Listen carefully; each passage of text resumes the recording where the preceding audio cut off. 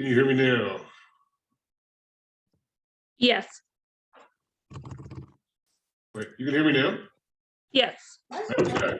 All right. I don't know what's going on here, but it seems like we have this problem about every week, and I think it's because people come in and they set settings in all kinds of different ways and whatnot, and so I guess I should write down the exact setting. But this is really an old system, and so I don't even recognize some of the menus out here. So anyway, I apologize for that. Hopefully everybody's okay, doing all right. I think everyone's here with the exception maybe waiting on one person. So I'll go ahead and get started. Before we get going, does anybody have any questions for me about anything as to where we are, what we've been covering, what the plan is for this week and also next? Next week is it. You guys are dead. So any questions about where things are? I like to try to, as best I can be, sort of transparent about it, but I'm obviously I know people do have questions. So if you do have questions, now's a good time to hit me with them. So, okay, well, again, you get with me individually. I think most of you have found that I'm pretty responsive by email and or by telephone if you need to get a hold of me. It's not a problem. And so for this week, we're going to talk. We've just got just a little bit to talk about with regard to what we didn't get done last week, and so we should be in pretty good shape after tonight in terms of getting sort of on track with the with the weeks, the material that's presented on the slides for each week.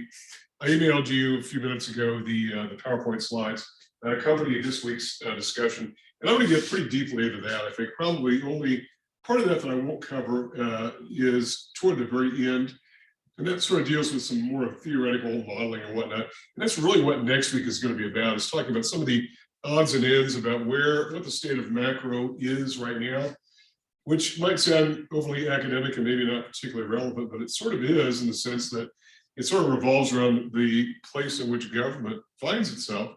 Is government doing enough? Is government doing too much? Should government be even involving itself in certain areas at all? And we've certainly seen a very active government on our part for the last several years, last at least 20 years, in terms of getting involved and trying to moderate the business cycle, in terms of just the things that it's done with respect to the pandemic, stimulus to both households and as well as businesses. And so we're going to talk a bit about, is government an effective agent? And if it's not, why not? And if it is, then what should it be focusing on in terms of priorities? And so that's sort of where we're going. Also, we have a quiz up that should be available now within Brightspace. And so again, feel free to take those as many times as you like. I usually leave them up all the way from Monday through Sunday, so you can just take them again and again and again if you like, in order to try to maximize your scores as best you can. So feel free to do that.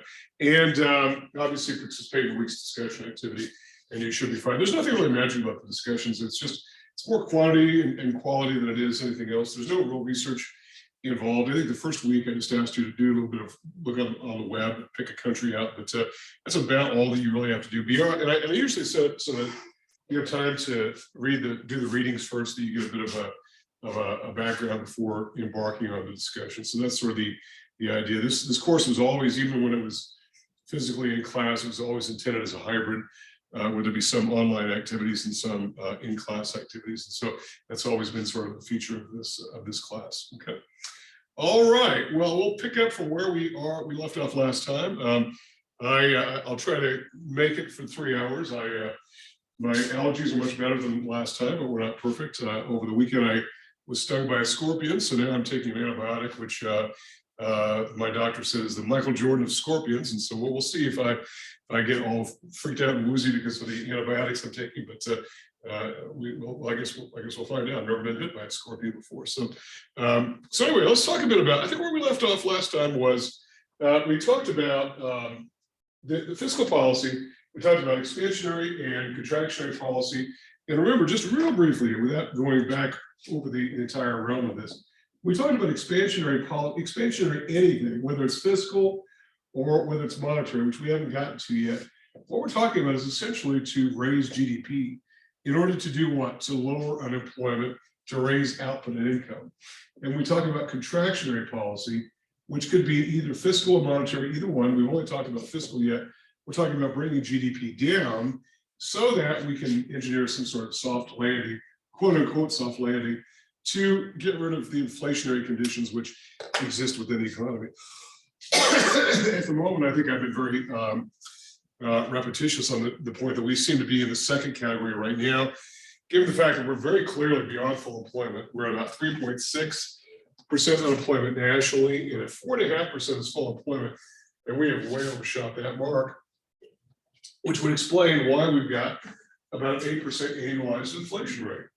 That doesn't mean we'll get 8% inflation for all consumer prices throughout 2022, but it just means that the most recent month's figures that we are getting are pushing us up to about 8% if we were to sort of multiply these by 12. They do some other things like adjust for seasonality, like people spend more in the fourth quarter because of Christmas and whatnot. So there's those adjustments, but an 8% inflation rate, nobody can doubt that that's too much. And so we've got to figure out what to do about it. And we talked a bit about fiscal policy last time. And we said that there are some real challenges with the contractionary end of this. So it's really too much to expect fiscal policymakers, all of whom are elected, by the way, to engage in policies that deliberately lower output and income, raise unemployment, even if the broader goal is to lower inflation. It's just not politically palatable, because what would you need to do in order to engage in contractionary policy? You would basically either raise taxes or cut government spending, or both, and neither one of those are popular, really. or certainly not all three of them together are not particularly popular. And those are the only fiscal policy tools really at disposal of the president and Congress. And so as a result, I think it's difficult to expect this to happen a lot. And we have seen ample evidence of fiscal policymakers simply being unable to deal with inflationary conditions. Certainly the 1970s, elected officials really couldn't get it done. They couldn't get it done in the 1960s.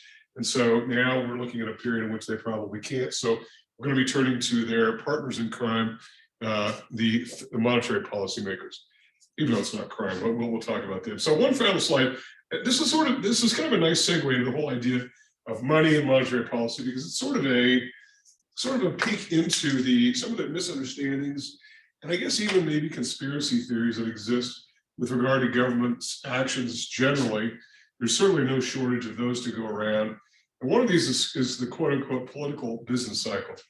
And it's the idea that somehow politicians have the system rigged, whereby they know that bad times are coming, that they've got to slow the economy down, but they're going to wait till after the election and then drop the hammer.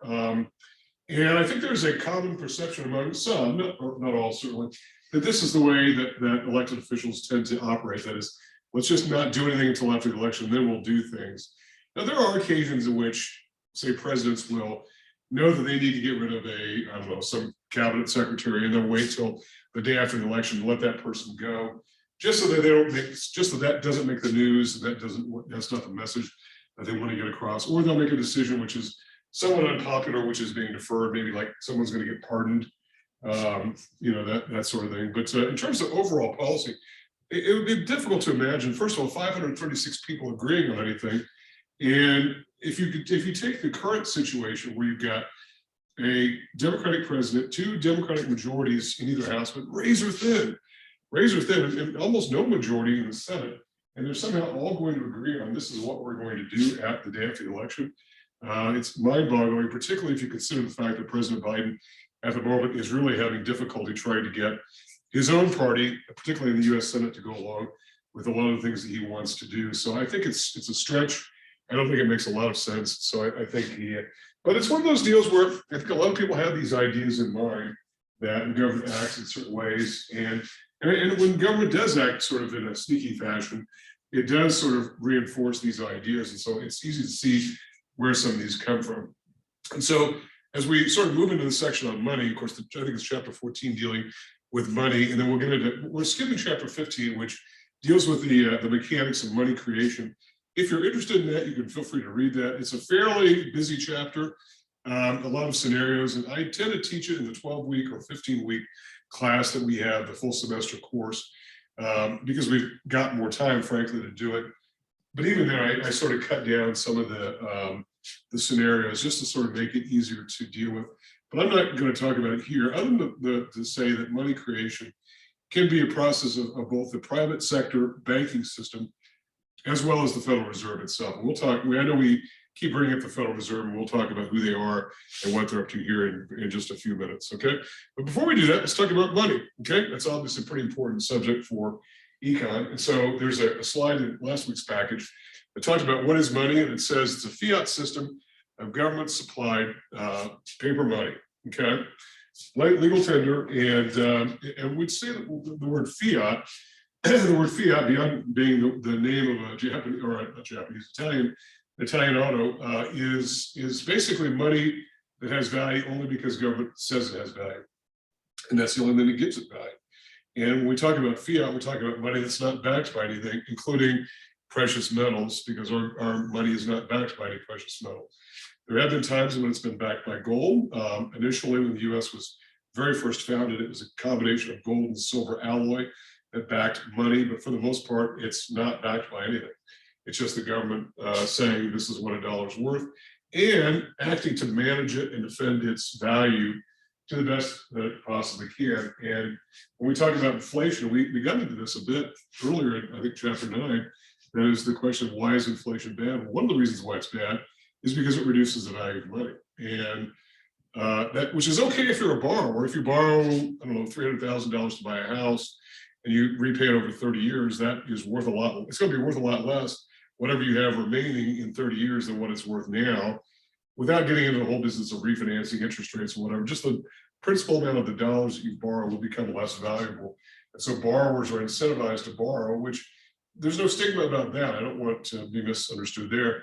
But it encourages demand that might not be there otherwise. And that just adds fuel to the fire, this idea of demand. We did talk about that last week, this idea of demand pull inflation. That is probably the most common form of inflation is where there's excessive demand for goods in relation to the supply of them. And so we see when there's demand that outstrips supply, we have boosts in the prices of goods, whether it's houses, which we certainly saw in the early part of the 2000s, and that it did pretty badly, as most of us remember. Or whatever it is, even things like stocks. We've had periodic stock market booms where everybody and their brother are buying stocks. And I can remember the 90s when the internet first really got going and internet stock trading was cheap and available. Everyone was doing it. And you'd see people at lunch, buying and trading stocks and all that. And I thought, oh, this is going to end badly because, stock prices were just so elevated. Even of the very fine companies trading at 100 times earnings, absolutely ridiculous. And that ended very badly, ended up, being accompanied by a recession. So the value of the dollar is important. It's important to defend. And you might say, why isn't the dollar backed by gold? Well, it was at one time, and in 1971, our government went off the gold standard and pretty much did it unilaterally. I think it was over a weekend. President Nixon was advised just to simply drop the gold standard, and it sort of freaked out a lot of people around the world who weren't advised that it was going to happen, but it turns out to have been probably okay. But why would we have done that? Well, it's mostly there's not enough gold in the world to back the dollar. And so it's one thing if you say if this amount of gold is worth $1 or whatever, but then if the dollar keeps decreasing in value, then you have to keep changing the value, that ratio of gold to dollar. And so what good are you actually doing? And if you grow more dollars, then wouldn't you have to either grow more gold or change the ratio so the ratio of gold to dollar doesn't make sense anyway? So if our economy is growing, our population is growing, we're producing more output and income, then it only makes sense that there's just not enough gold out there. There really isn't, to make it make sense. And even though the thing about gold, which is really interesting, and I know there are a lot of gold bugs out there, and in the last 20 years, there have been a lot of people making a lot of money buying and selling gold and whatnot. But the thing about gold, which is there's a reason why it became a monetary standard, it has been now for thousands of years. It's because it's the one substance on Earth that is, well, it's simultaneously scarce. It's kind of pretty to look at. It can't be destroyed. It doesn't matter what you do to it. You can melt it, and if you do, it'll just simply dry. It'll simply harden again back into some substance. It can't evaporate. It doesn't rust. It will there's nothing you can do to gold. I guess you can water it down. You can dilute it with other materials, but the gold part will still be gold. It's just this resilient metal, and there's no reason why, or there's no secret as to why gold became what it became. And so there's a natural reason why it exists, but it exists as a separate commodity that's out there. And I was tempted, really, as I was sort of preparing for class, to talk a bit about Bitcoin and Ethereum and all these cryptocurrencies. And frankly, I'm not sure how to conduct that discussion just yet. I've been watching it, and as a person who makes a living by watching markets all day long, I don't know what to make of the cryptocurrency phenomenon. I don't know if anybody here has been buying Bitcoin or any of these other cryptocurrencies. Maybe you've got an experience which I can learn from. I can tell you that the President Biden, about, I don't know, a couple months ago, I think, or last month, created an executive order where he said, let's study this, and really had the Treasury spearhead an effort to study it and find out what it is, and furthermore, can the U.S. government itself issue a form of cryptocurrency? That is, these currencies that trade back and forth, and the value is recorded on these blockchains, which are distributed ledgers and all that. And there's a lot about it that I am sort of up in the air about. I know that a Bitcoin, when it was first created back in, what was it, 2009, was worth just pennies. It got up to about $70,000 per Bitcoin. Yet, what is it? So I think I'm going to not get into that tonight and discuss it, but I'm more than happy to entertain anybody who's got an experience with that. Because I know people who do. I know people who have been buying Bitcoin. I know people who are enthusiastic about it, and I also know people who think it is a ticking time bomb, and it's only. And I'm sort of with the latter group. I can't even believe that it's allowed to have gone on as far as it has as a competing currency that's not backed by anything. At least the federal government can back our money by saying we can raise taxes, we can print more money. We've got a military, so nobody's going to overrun us. But what is Bitcoin? It's just, I don't know. It's a little bit different. So anyway, in case you were wanting some discussion on that, I'll let you look into that yourself, unless you have any kind of input on that. So, all right. So when we talk about money, we're saying it's not backed by metal. So when we talk about what it is, it's sometimes best to talk about what it does. And so we have said there are three main uses of money, and these are very commonly known throughout the world. Number one is a medium of exchange. You may have come across these particular uses at some other course somewhere. And that is, it solves the barter problem. Money has been around for quite some time, even paper money. The idea that the double coincidence of once basically works like this. If we're in the Middle Ages and there's no money, and I want to buy a horse, and I've got chickens or I've got pigs, and I've got to find somebody who's got the horse I want, who just so happens to coincidentally want the chickens that I've got. So, and then we have to decide upon the ratio, how many chickens to one horse, and and whether we agree. If we don't agree, then there's no deal. I've got to keep on going. And so you can see that this barter problem is almost insurmountable. So money needed to be invented just as a way to get around that, because of the tremendous difficulty and the fact of trying to transport around whatever you're trying to sell, and trying to find somebody who's got what you happen to coincidentally want. Who happens to coincidentally want what you got? So it's very difficult. So the original money was basically a receipt for gold that was placed on deposit with the goldsmiths, and that became the original paper money. But it solved the barter problem. Having said all this, it's still the case that barter still exists. It's usually among parties who know each other very well and are in agreement about some transaction.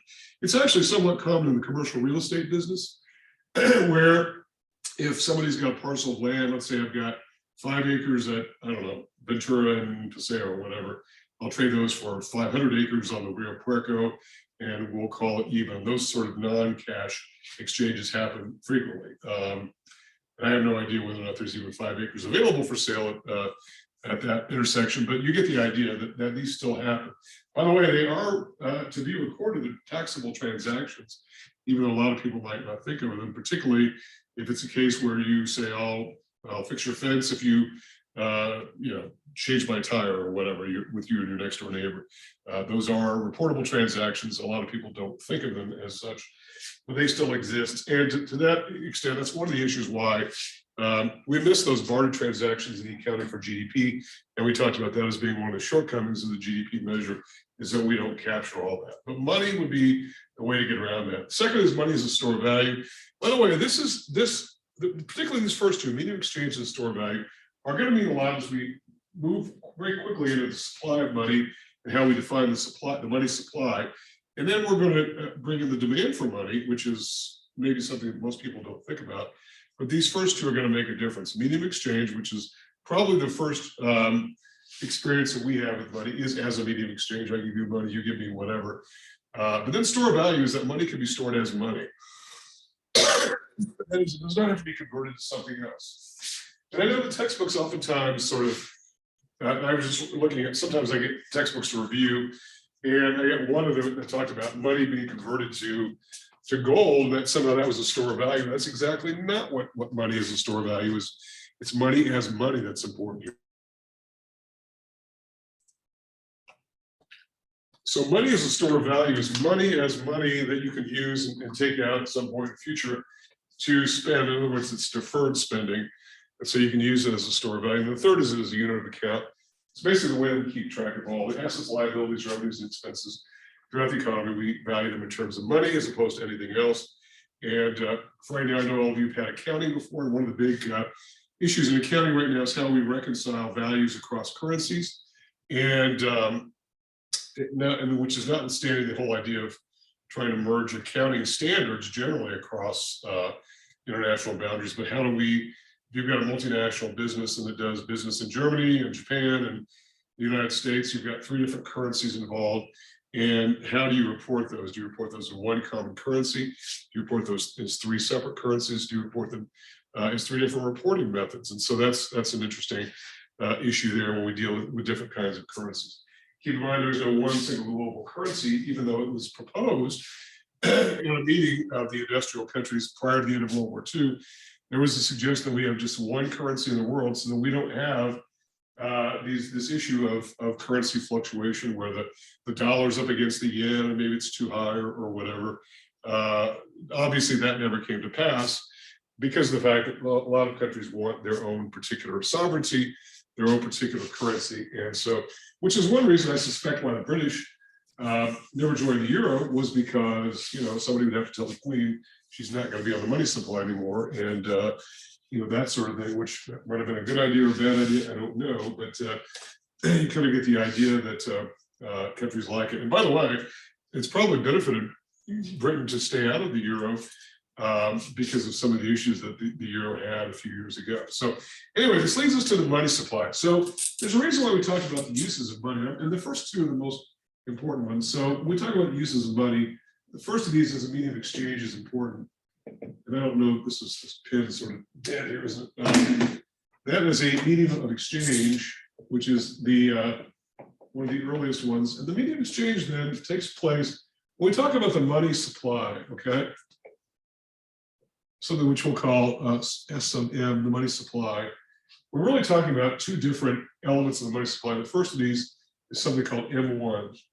And M1 is very closely associated with, it's not identical with, but it's associated with the money as a use of as a medium of exchange. So it's the most liquid component of the money supply. Liquid simply, is what you would think it is, the ability to turn something into cash. And one big component of M1 is cash itself, but also money that's easily spendable and very quickly can be converted to a medium of exchange. And that is money in checking accounts, so-called transaction accounts. In bankers' parlance, they're sometimes known as demand deposit accounts. That's sort of an old school term for the idea that money is payable on demand to the order of whoever the owner of the account is. That's what a check order is paid to the order that's paid to this person or paid to that person's order, and that person wants to endorse it to someone else. And so it's the most liquid component of the money supply, can be spent fairly quickly. What goes into the M1 component of the money supply? Well, cash, coin, transaction accounts like checking accounts, also things like traveler's checks and money orders, which we don't tend to think of very much, I don't think. Traveler's checks seem to be sort of passe. I don't know that I haven't even bought a traveler's check, and I can't even tell you the last time I bought a traveler's check. They always had the advantage of if you lost them, you could get them replaced because they had serial numbers and they weren't really spendable by anybody who got their hands on them because you had to countersign. Either you had to be a very good forger or get lucky or something. So in order to spend it. So that was the benefit of traveler's checks. But today, plastic of all forms has sort of superseded that. But I want to be clear about plastic not being money, particularly credit cards. And I know that this is always a bit of discussion as to whether credit cards are money. Credit cards really are not money. I'm not talking about credit cards as being the same thing as debit cards. Debit cards are very closely associated with M1 because they usually are tied directly to a checking account. That is money on deposit money that's there and is spendable, okay? But credit cards, however, are money that's not been loaned yet. So the thing that we should know about is this. There's a very simple relationship within economics, and that is liquidity equals money plus credit. Money plus credit. And that is what liquidity is all about. We talk about liquidity in this context, or in a balance sheet context, where we're talking about the most liquid assets are on top and least liquid are down below. So you've got cash, and it goes down to real estate and all that. In economics, when we're talking about liquidity, we're talking about the ability to be able to get to lubricate transactions, basically, either through money or to quickly obtain money through credit. Credit is money in waiting. Credit is not yet available. When it's available, it becomes money. Credit becomes money, and it's sort of unfortunate that we don't really have time to get into chapter 15, because it really illustrates this process of money creation. And that is, every time a bank lends money and it goes on deposit somewhere, it becomes brand new money that never existed before in the economy. And I know this sounds completely crazy. It's like, what do you mean a bank loan becomes new money? Well, think about this. You buy a car, right? And who are you borrowing from? You're actually borrowing from someone else's savings. Maybe not directly, obviously, if you use a financial intermediary, but someone's savings somewhere is being tapped. And then you got money in your hand, you got $20,000 or whatever to go buy a car. And the seller of the car now has that money in his or her account. But the original owner of the deposit still has that money. That money never went away. That loan is brand new money. And so every time a loan is made, there's new money being created, and that adds to the liquidity within the economy. Now, I bring up liquidity only because of the fact that there are occasions in which we talk about liquidity crises in the economy where people can't raise credit, and they're usually referring to the credit part of this. There's usually no difficulty accessing one's money. I think we've long ago figured out how to, at minimum, prop up the banking system so that people can get their money out. But in order to get new credit, that becomes difficult. We saw this during the financial crisis of 2007, 2008, where people couldn't really borrow money from banks so much because of the fact that banks were clamping down on liquidity. They didn't know who to trust. They wouldn't even lend to other banks, which is completely crazy in the context of banking itself. I think I shared with the class last week that when I was in banking, there was a good year that we didn't lend money very much to people or to businesses. We simply loaned mostly a lot of the money to other banks because we were getting about 9% of our money. And we thought that was a pretty good deal, given that banks were pretty good at credit risk. This was obviously well before the financial crisis. So we do see when there was a liquidity crisis, it's usually credit. That is the ability to convert new loans to money. But that's really what the liquidity formula is. And we talk a lot about liquidity because it really is this sort of grease that keeps the economy going. It sort of lubricates the economy. And by the way, the reason we talk about it as being a virtue is because in economies that are not very liquid, we have lots and lots of economic problems which result from that. Or any kind of a market which there's not enough liquidity. And by the way, if you want an example of this, we were all around back about a year ago, I think it was. Was it a year ago or 2 years ago? I think it was a year ago. I think it was in April of last year where the price of oil went to negative $40 per barrel, at least in the intraday trade. You might say, well, how on earth can the price of anything be negative? Well, the price became negative simply because of the fact that there are no buyers for oil. And what happens is these are automated systems. If there's no buyers stepping up, the price would just keep getting marked down by the system to the point where it just kept getting marked down to being negative. And eventually the trading was stopped because it was illogical. There is no such thing as a negative price on anything because, I mean, you can't buy something and then expect to get the money and the good. It's usually you give the money up and get the good, or that sort of thing. But you get the idea. That was a market with no liquidity because nobody wanted oil. The world was awash in oil. Nobody wanted it. And so as a result, the price fell. Now contrast with where we are today, where oil got at one point over, I think, $140 a barrel. That's a $180 swing. That's a gigantic percentage move within 1 year, right after the Russian invasion of Ukraine. That also didn't last very long. So we're now around about $100 per barrel, but it's a very liquid market now. And when we say that good is volatile, it's because of the fact there's lots and lots of liquidity sloshing around, except when there isn't. And that was the case last year where we were in the middle of the pandemic and nobody knew where the end was, and we were going to have a bad summer and all this, and nobody wanted oil. But you might remember that. And I think people forget the fact that everyone's talking about $4 gas, $4 per gallon of gas, but it wasn't all that long ago that we were paying to something, mostly because nobody wanted to buy gasoline, because nobody wanted to buy oil. And so you get the idea, liquidity really matters. And so when we talk about the money supply, we're talking about this idea of dividing into two categories, M1 and then M2. M2 is associated with money's use as a store of value. Money's use as a store of value. So there's a real definite connection here between money's use as a store of value. Here's the thing though with M2, all of M2 includes all of M1. So M2 is a cumulative measure. M1 is a subset. Remember this from, actually it's probably too big of a subset.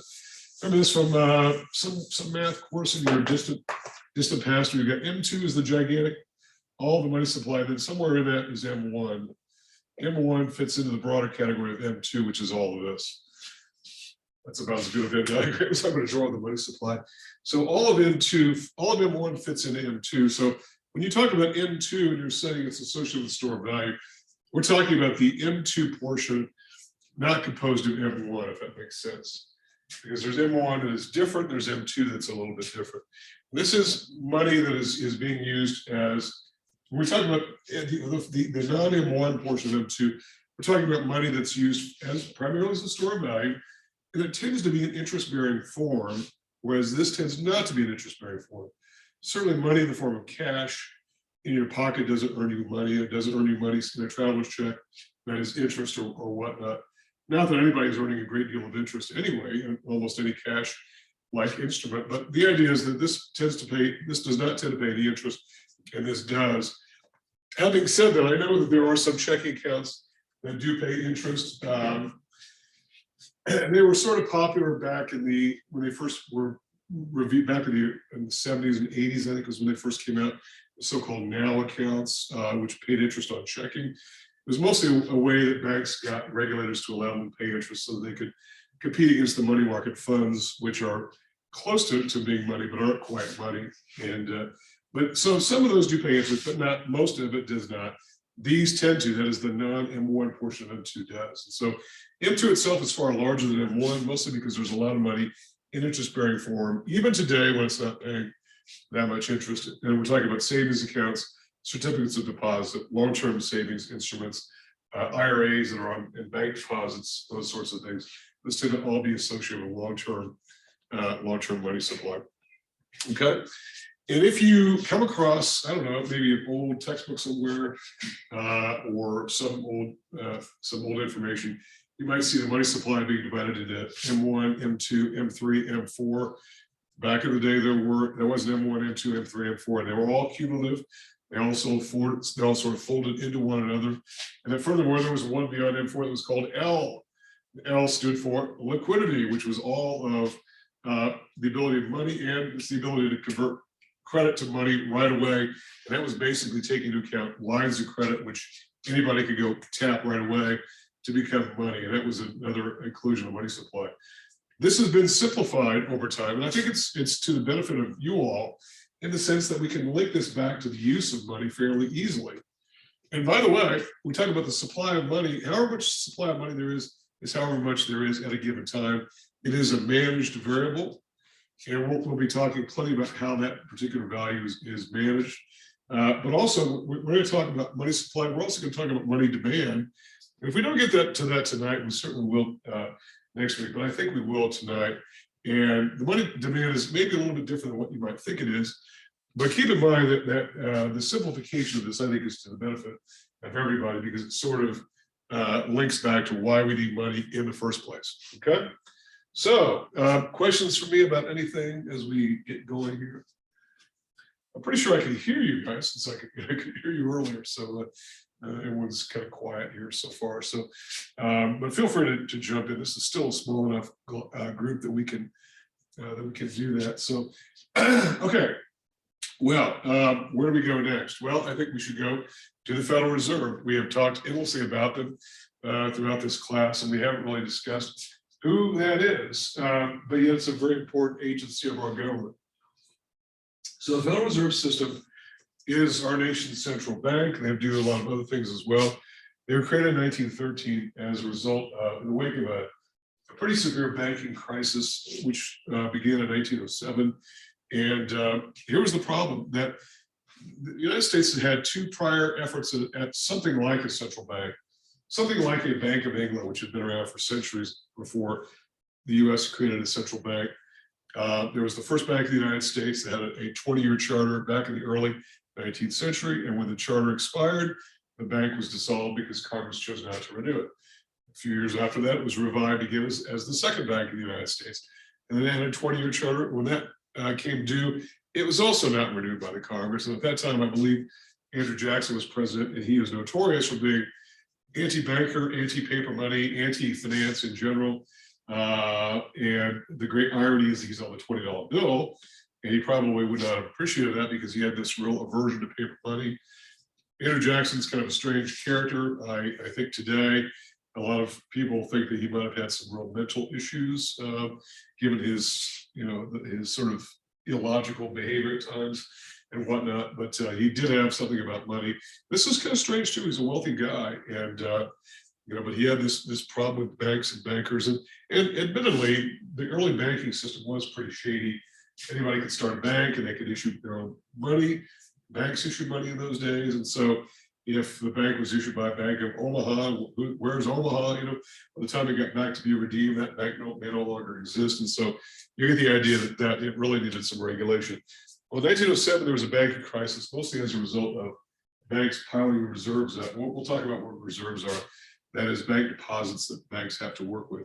They were all sort of flowing to New York City, which resulted in a liquidity crisis where the hinterlands, everywhere else that wasn't New York, in other words, didn't have any money available because it was all on deposit in New York.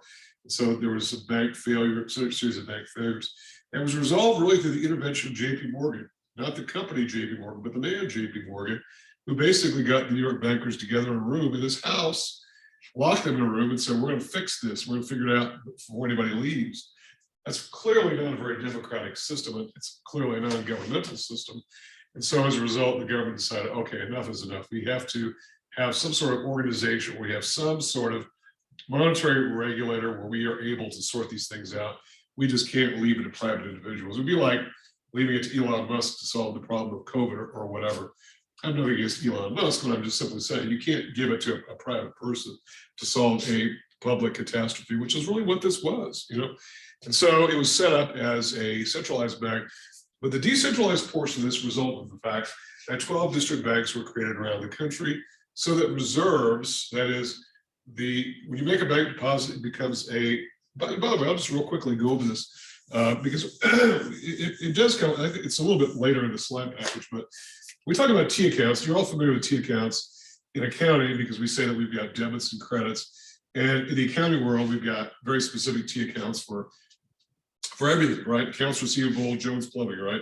It can be that minute, or it can be all accounts receivable, or it can be all assets, all liabilities, or whatever. Well, we're going to go big in banking and say all assets go on this side of a balance sheet T account. So this is not an individual T account, and then liabilities and equity go, or liabilities and capital, whichever you prefer, go on the right side. So when we say T account, we know that we're not talking about the same kind of T account in the financial accounting. All we're really saying is that we're dividing assets and liabilities on the two sides, which, by the way, is not abnormal because if you do have this presentation of a balance sheet, assets will go left, liabilities will go right, or it'll go assets and liabilities down below. It doesn't make any difference. But when you make a bank deposit becomes a liability.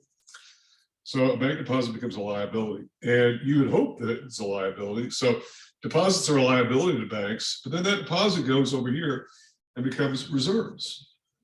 And so every time you make a bank deposit, you're creating both a liability and an asset for a bank, because now the bank can work with that. Now there are required reserves that are minimum amounts that banks must set aside on deposit at their district Federal Reserve Bank. That is, there are 12 throughout the country. So wherever you are, and I'm talking about the US system here, I'm not talking about any other country. They're on, so I think right now the only reserve requirement is 10% on the so-called transaction accounts or demand deposits, checking account deposits. So banks can work with it. And they can do what? They can turn those into loans, or they can turn them into investments. So as a result, those become assets to the bank. And then if you want your money back, then they simply reduce your deposits and they reduce their reserves in order to give you your money back. But this is the process of money creation, very, very quick and dirty as far as this kind of thing goes right there, okay? And so when we talk about this idea of decentralization, we're talking about these reserves being a deposit somewhere in some bank around the country. If you have a bank that's chartered here in, say, Albuquerque, it would be part of the Kansas City Federal Reserve, the 10th district. And but I think the 10th district cuts off at Bernalillo County. So I think if you're in Valencia County or Doña Ana County, that you'd be part of District 11, the Dallas Federal Reserve Bank. And so these 12 districts were created over 100 years ago. And what's interesting is the fact that there were 2 districts that are headquartered in Missouri of all states, because I think the feeling was the country was going to grow west, which it did, but that maybe the next big thing was going to be Missouri and the whole Mississippi River Valley and all the commerce that would go up and down and that would go across St. Louis, Kansas City, that sort of corridor, which they're mostly on the same latitude, would be a big deal. They turned out not so much because it sort of jumped and skipped a little bit, went to the West Coast. We've only got one Federal Reserve district, and that's San Francisco, which has a gigantic amount of geographical territory that covers. But that was, and I don't think there's any effort to try to rewire these. Today, it's not that big of a deal to have these decentralized, but they do exist and they do regulate banks within their particular district. And so they're still around for sure. And so there's a good map in your textbook. I don't have the page in front of me, but that it does show that the organization of the Fed. It's self-funding, so it doesn't receive tax dollars. And this is one of the virtues that those who believe in Federal Reserve autonomy can point to, is that they're not dependent upon Congress or the president to fund them. So they can't, you can't withhold cash from the Federal Reserve and say, do things our way, or we're going to withhold funding, because they get their own funding. Where do they get it? Well, they get it through all the services they do for banks. They charge fees to banks for pretty much everything they do for them. They also are a big owner of the federal debt. And we talked a bit about this last time, that when we run a deficit, that is, when the government spends more in a year than what it takes in, it tends to finance that deficit with borrowing. And one big lender is the Federal Reserve, that they can step in and buy that, and they can do it pretty much as they want.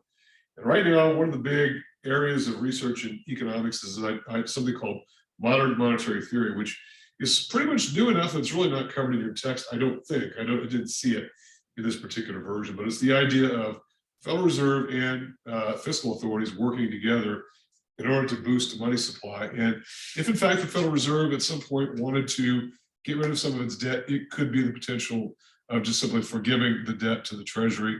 And so that would also reduce the interest expense over time if the Federal Reserve wanted to do that. Right now, they earn interest on that debt, so that helps fund their operations, which keeps them autonomous from government. So the members of the Board of Governors, there are 7 members headquartered in DC. They're appointed for 14-year terms, so they're very long terms, and they can serve out the remainder of someone else's term who doesn't serve out theirs. And so if you might remember the name Alan Greenspan, who was the chairman of the Federal Reserve for 19 years.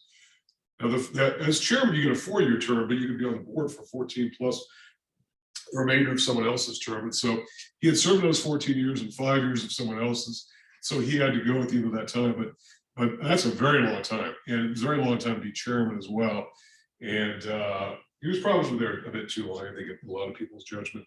But 19 years would be a long time. And 14 years is a long time. So much so that a lot of people don't spend that time, and there's a lot of vacancies. A lot of people come on and leave.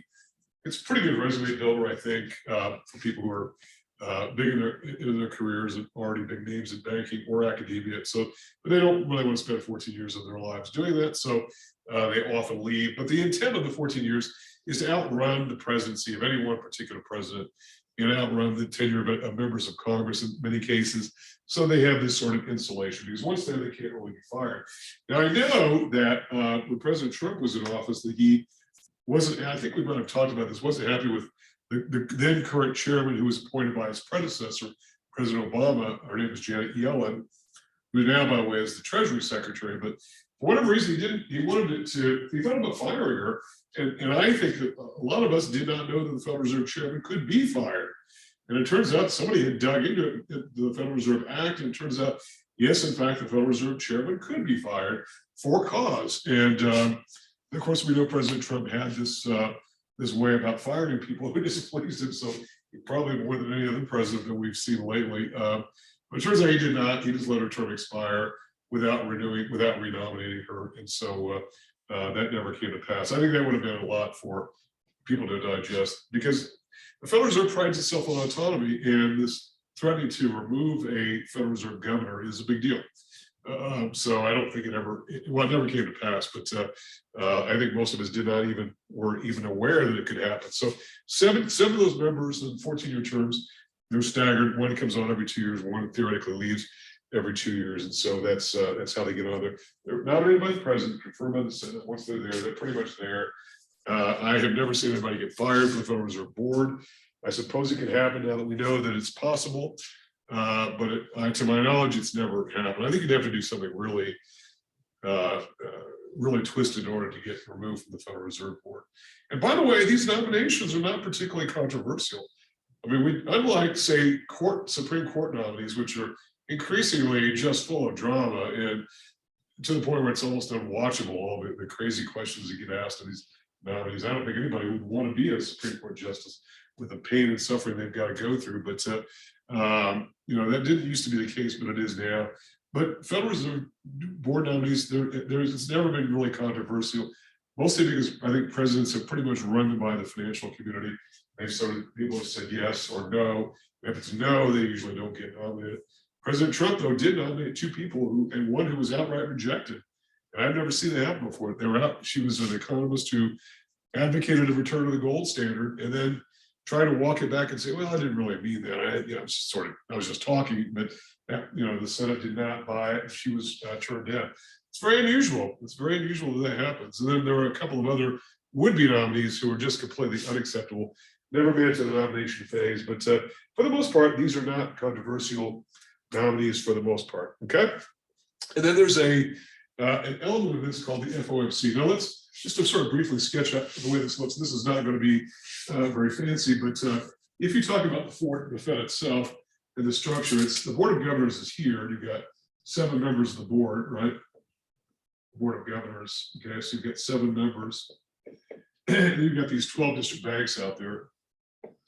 And you guys have to write 12 blocks here. 1, 2, 3, 4, 5, 6.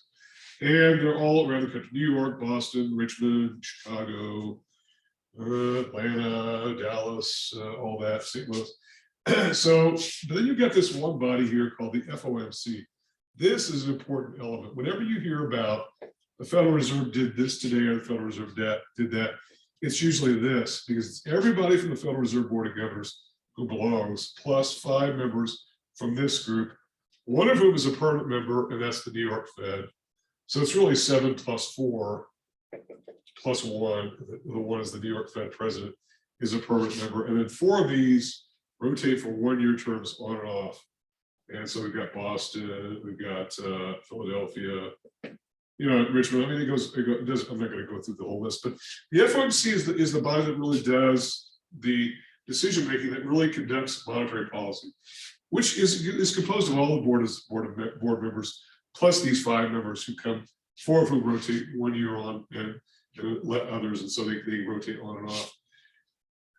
One thing about it I'll say is this: there have been a number of vacancies on the Board of Governors, and I know at one time when President Obama was president, I think they were down to 4 members, simply because of vacancies, not because anybody was terminated, but because they left. They decided and it takes time to get nominated, and these people are checked out pretty thoroughly when we talk about governors. They're usually economists or senior bankers. These guys here are bankers within their districts usually. And I say guys, that's euphemism, they're men and women. I mean, our current president is Esther George is our president, and she's a female, and she's a very, very good economist, and is our Fed chairman. We've had a number of women who have served, including as chairman of the Federal Reserve Board and as vice chairman. Janet Yellen was chairman and vice chairman both. And so these members are pretty well known throughout the economics community and the financial community. Sometimes under President Bush had a lawyer on there that a lot of people thought didn't belong.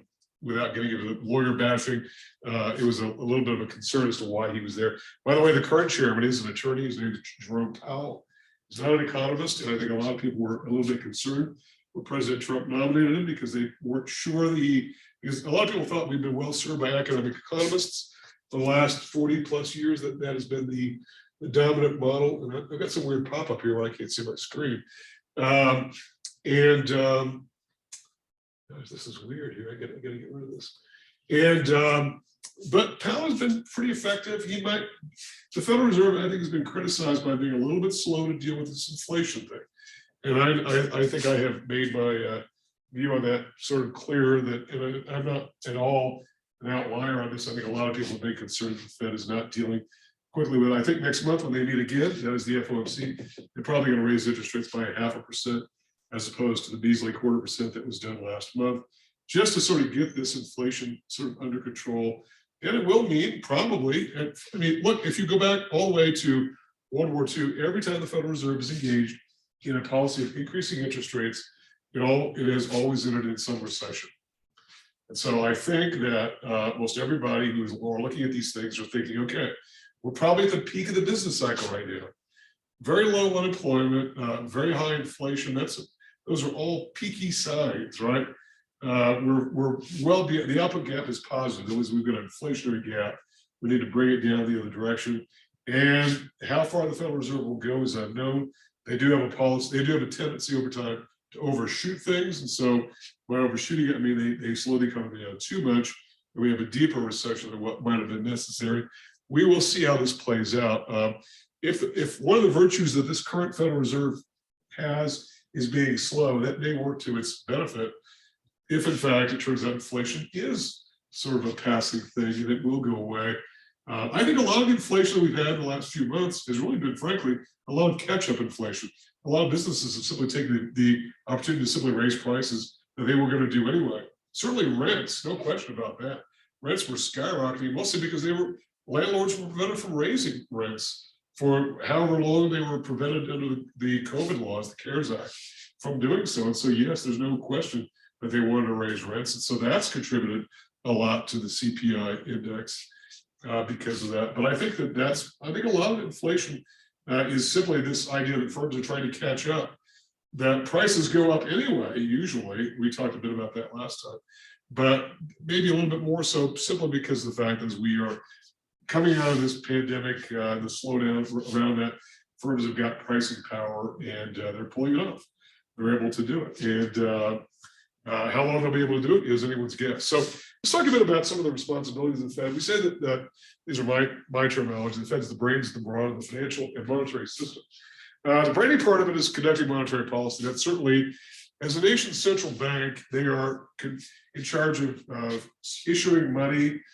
And if you look at the dollars in your pocket, they'll say Federal Reserve note. They won't say Treasury note, Federal Reserve note. So the Federal Reserve is basically a government-owned bank that creates our money. They also do a lot of other things as well. They manage the supply of money, which we're going to get into talking about a bit later.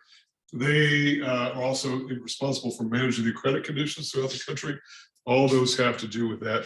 So the central bank is the government's bank. Also, if you get a tax refund check as a physical check, it might say United States Treasury at the top, and it'll be drawn on the Federal Reserve. The Treasury does not have a bank. The bank for the government is the Federal Reserve.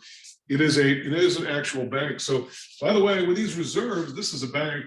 Let's just call this Chase, just to make them a bank, right?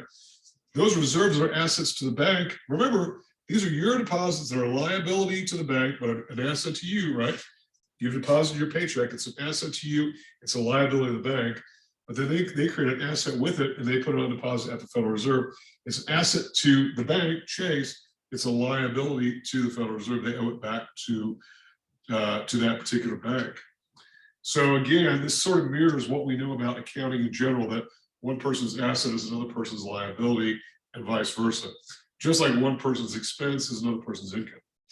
So it's the same kind of mirror image that goes on throughout the economy, okay? And without getting into the balance sheet and all the scenarios that could involve the Federal Reserve, if you want to look at chapter 15, you can. It's an interesting chapter. It's not terribly difficult to follow. It's a little bit more involved than what I really have time to get into. It's also a banker's bank in the sense that it serves as a bank for bankers, such as any kind of a bank, they can put their reserves on deposit there. They can also borrow money from their local Federal Reserve Bank. They also get coin and currency from banks. And so if you've ever had a bagged up dollar bill, looks like it's been run over by a tractor or whatever, and you put it on deposit, usually a teller is going to segregate that. They're going to bundle them together, send them at some point to the Federal Reserve where they'll be destroyed, and the reserve account credited for the bank for that money that's been destroyed. So they take money away, they put money back in. When a bank wants cash or coin, they'll simply order it from the Federal Reserve, who will usually deliver it by a private contractor like Brinks or Loomis or something like that. And back in the day, I don't know if they still do it, but back in the day, they used to walk into banks with money. They would have their guns drawn. I don't know if they still do that. I worked for years in bank and never saw anybody with a gun drawn in my branch, except the guy who was actually robbing it. He had a gun drawn, but he obviously wasn't there to help us. So, but that's where the money comes from. It does come from the Fed. By the way, the coin is not, the cash and coin aren't produced by the Fed. The Bureau of Engraving and Printing actually prints the money. They have one customer, the Federal Reserve, and the U.S. Mint creates the coin, and they have one customer, the Federal Reserve. And I don't know what this coin shortage is about. I don't know if anybody has been seeing this, but it's been going on now for what, a couple of years, I think, where you go to stores and they don't want to give you coin back. I think I went to McDonald's about a couple months ago, and I don't go there very often, and I guess I won't go anymore, but they didn't give me any change back. They said they didn't have any change. And so they owed me like 80 cents. And I mean, I was in a hurry and I thought, well, I don't know what I'm supposed to do about that. I guess pay with a debit card next time. I was a little bit, I don't know if anybody's seen that. That was weird. I don't know what this is about, this coin shortage, but anyway, it's something different for sure. So one of the other brainy parts of it, they provide research and reporting, provide guidance to the president, and they supply. And the brawny part is this cash and coin, also check clearing. This is a less of a priority for the Fed anymore because a lot of these transactions now are electronic and they happen right away. Even writing of checks. It used to be the case you could write a check to someone. It would take a few days to clear, particularly if it was going to be on deposit somewhere else. If you want to mail your check across the country, maybe on a Monday you didn't get the money in your account until Friday for payday or whatever, you would usually be able to count on the fact it wouldn't get there until maybe Wednesday, Thursday. And even if it did, it wouldn't get back to your bank. Today, that's not so. I mean, the mail is still mail, but once it gets on in someone's hands, it can be easily converted to electronic transaction. It can be coming out right away. So this idea of float, that is this float, we write a check, has really been coming down. Float used to be a bigger deal, and today it's not really so much because so many transactions are electronic. Not all, certainly. There are a lot of people who like checks. A lot of businesses prefer checks, particularly if they want to pay the payables in checks.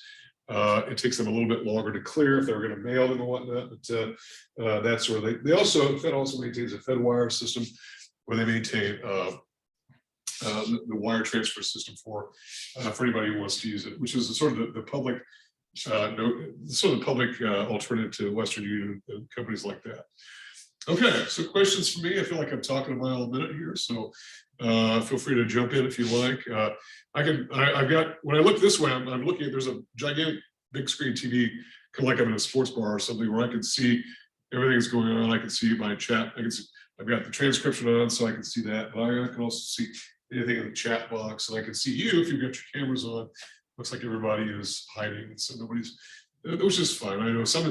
I've got a brother who's a professor who insists that everybody have their cameras on during Zoom sessions, and I thought that's a little bit extreme, but he doesn't agree. But that's not a requirement. But feel free to jump in if you have questions. We'll once again go to about 7. We'll take a break and come back and finish this up. So money creation, I've talked a bit about, so I don't really think I want to go too much into that. I thought the good segue was when we first started talking about the idea of reserves and what they're about. Those are going to come up again as we talk about monetary policy, that is how the Federal Reserve manages the money supply in order to sort of tweak the output of the economy to achieve the main goal. The main goal is always, remember, the main goal of all macro policy is non-inflationary full employment. Non-inflationary full employment. Right now we have the full employment piece. We don't really have the non-inflationary piece, and so that's what's being worked on at the moment. So a balance sheet, loans and investments are big assets. And so, by the way, this is the process of banking. It's it's a beautiful thing if you think about it. People bring you their money and you say, okay, I've got a liability. Your money's there, and you can take their money, do pretty much whatever you like with it, as long as it's legal, right? Make loans to whoever you like and make investments. There are some limitations on what actual banks can make in terms of investments. Are usually limited to government bonds and securities agencies like government entities like Sallie Mae and whatnot. But there are some limitations, but they can pretty much do what they like. And to the extent that they're going to earn money on this and not pay you very much on that, it's a pretty good formula. And by the way, a lot of people are talking about the fact that this higher interest rate regime, which is underway, may work to the benefit of banks, because banks have already pretty much acknowledged, maybe under their breath, that they're not really going to start rewarding depositors that much for deposits. But if you've got a variable rate loan, you're going to be paying more for it if it's tied to the prime rate, and the prime rate is tied to the Fed funds rate, which is what is being managed at the moment. The Fed funds rate went up last month from 0.25% to 0.5%. Now, what is the Fed funds rate? Fed funds rate is the rate that banks lend each other overnight. These are annualized rates. These are all the rates that we talk about. Interest rates are simply annualized rates. And really what we're talking about is a target from 0 to 25 and 0.26 to 0.5. That's really, it's called a target range that they're trying to get to. The expectation is this is probably going to go to 1%. And then the prime rate is usually marked up as some markup over this. This is interbank lending rate in the United States. So banks lend each other money. And why do they do it? It's because if they paid out more in deposits than they expected, they need to cover their reserves. They'll simply borrow from another bank. It's a very easy process. And they do it at the end of the day, but every bank has to settle their accounts at the end of every banking day, and they have to do it. Okay, and so there's talk this when we walked up. If the prime rate, which a lot of variable rate loans are tied to, is usually about 3% above this, and so right now it's about 4%, and then variable rate loans tend to be a spread over the prime rate. If it's prime plus 2, it will probably go to say 6% from about 5.5% right now. So variable rate loans, of which there are many, a lot of home equity loans that are out there are tied to the prime rate. Some car loans.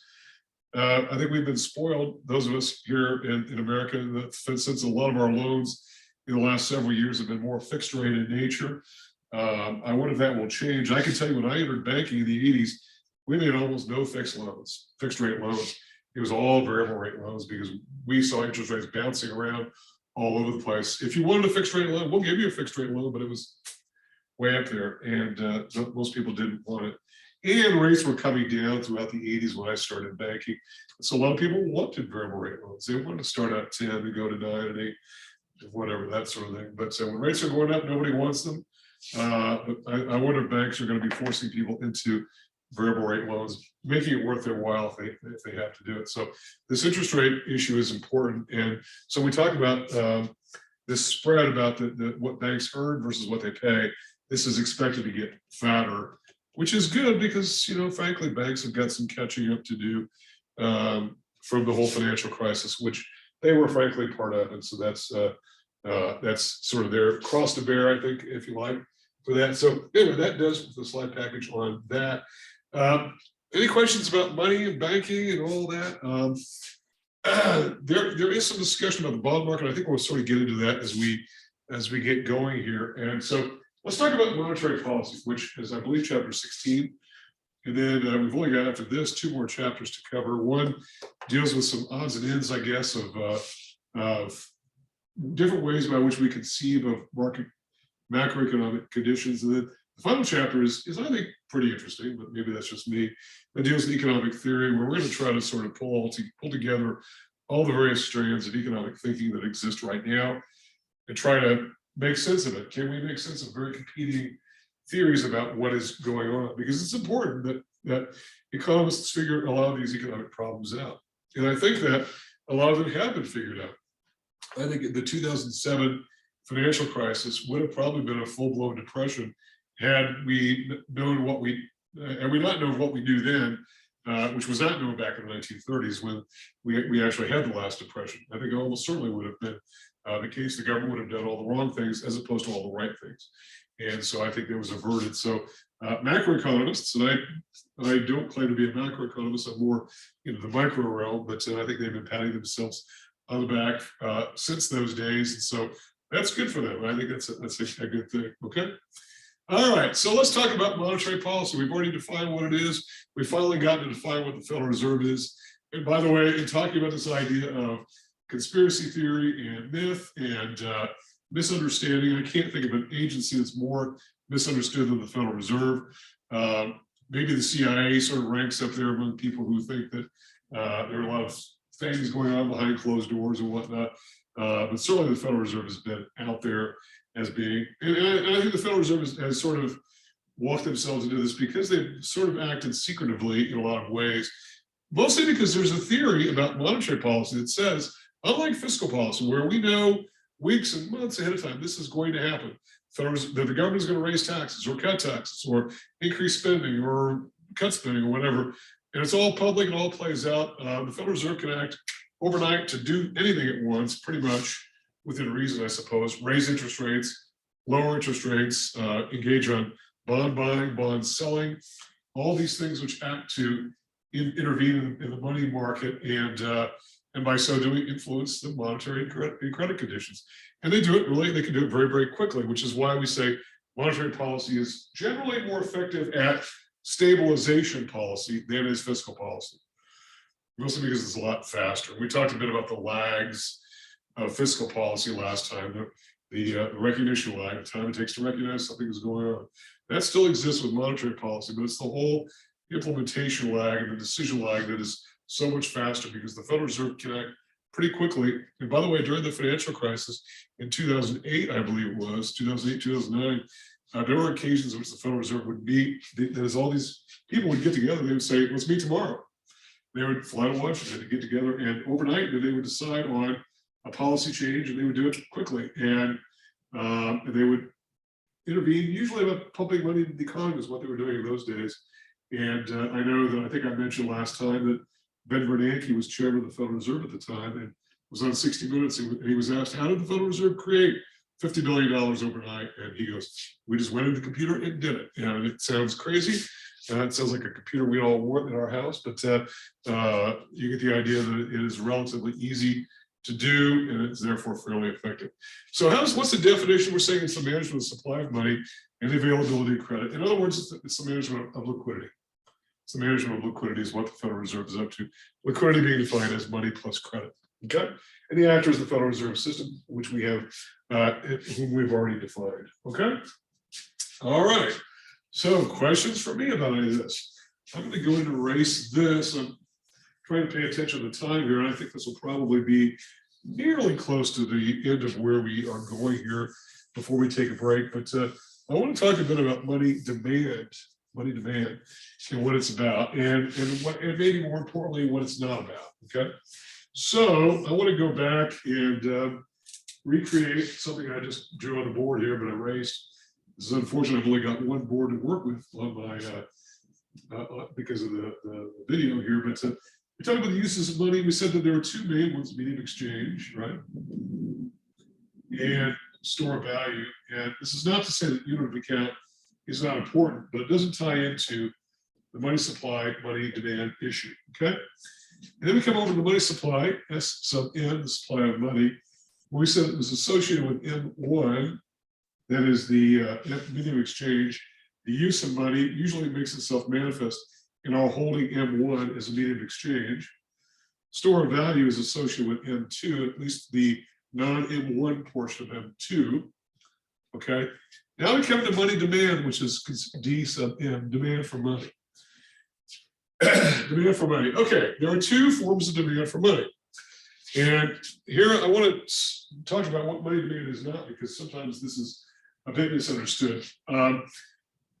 Because I think there's a tendency to think, okay, what is my demand for money? You might say my demand for money is infinite, right? Most of us would say that. And how could you describe money demand as anything but infinitely going on off the screen to infinity, right? And that's not really what's happening. That might be the case with wealth in general, that you would say that your demand for wealth may be infinite, but we're talking about money as money, and maybe you don't want to hold all your money in the form of cash, in the form of M1. You probably don't if you've got any amount of wealth at all. You probably don't want to keep it all in a checking account.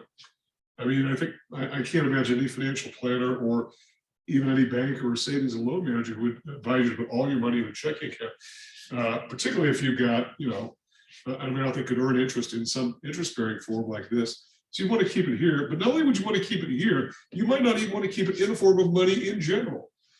Okay, because if you don't want to keep it in money in general, what might you want to keep it in?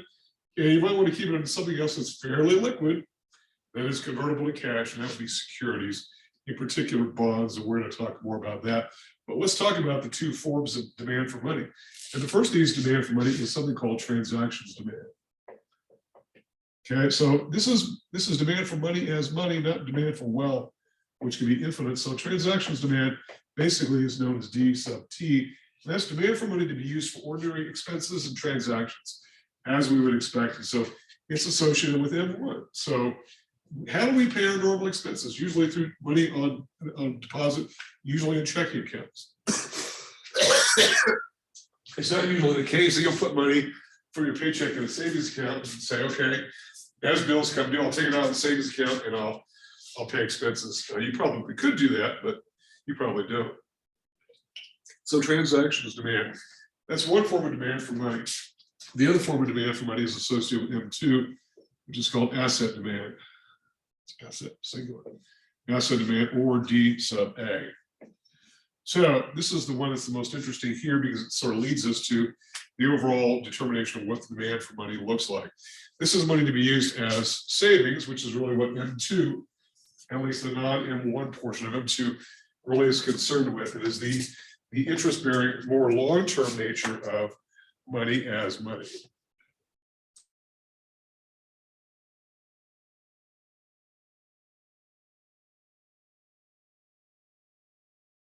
Okay, and so it's money as money that we're concerned about here, not money as something else. And so I know that this gets a bit confusing, particularly in everyday parlance. When we talk about somebody who's very wealthy, we say, well, they've got a lot of money, right?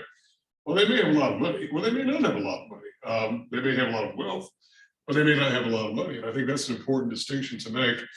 There are people who are very wealthy who do end up going bankrupt, and they do it mostly because they're not very, what's the term, liquid, right? Not only do they not have much in the form of money itself, particularly in terms of being able to pay ordinary expenses, which is where bankruptcy usually makes itself manifest, as the inability to pay normal expenses.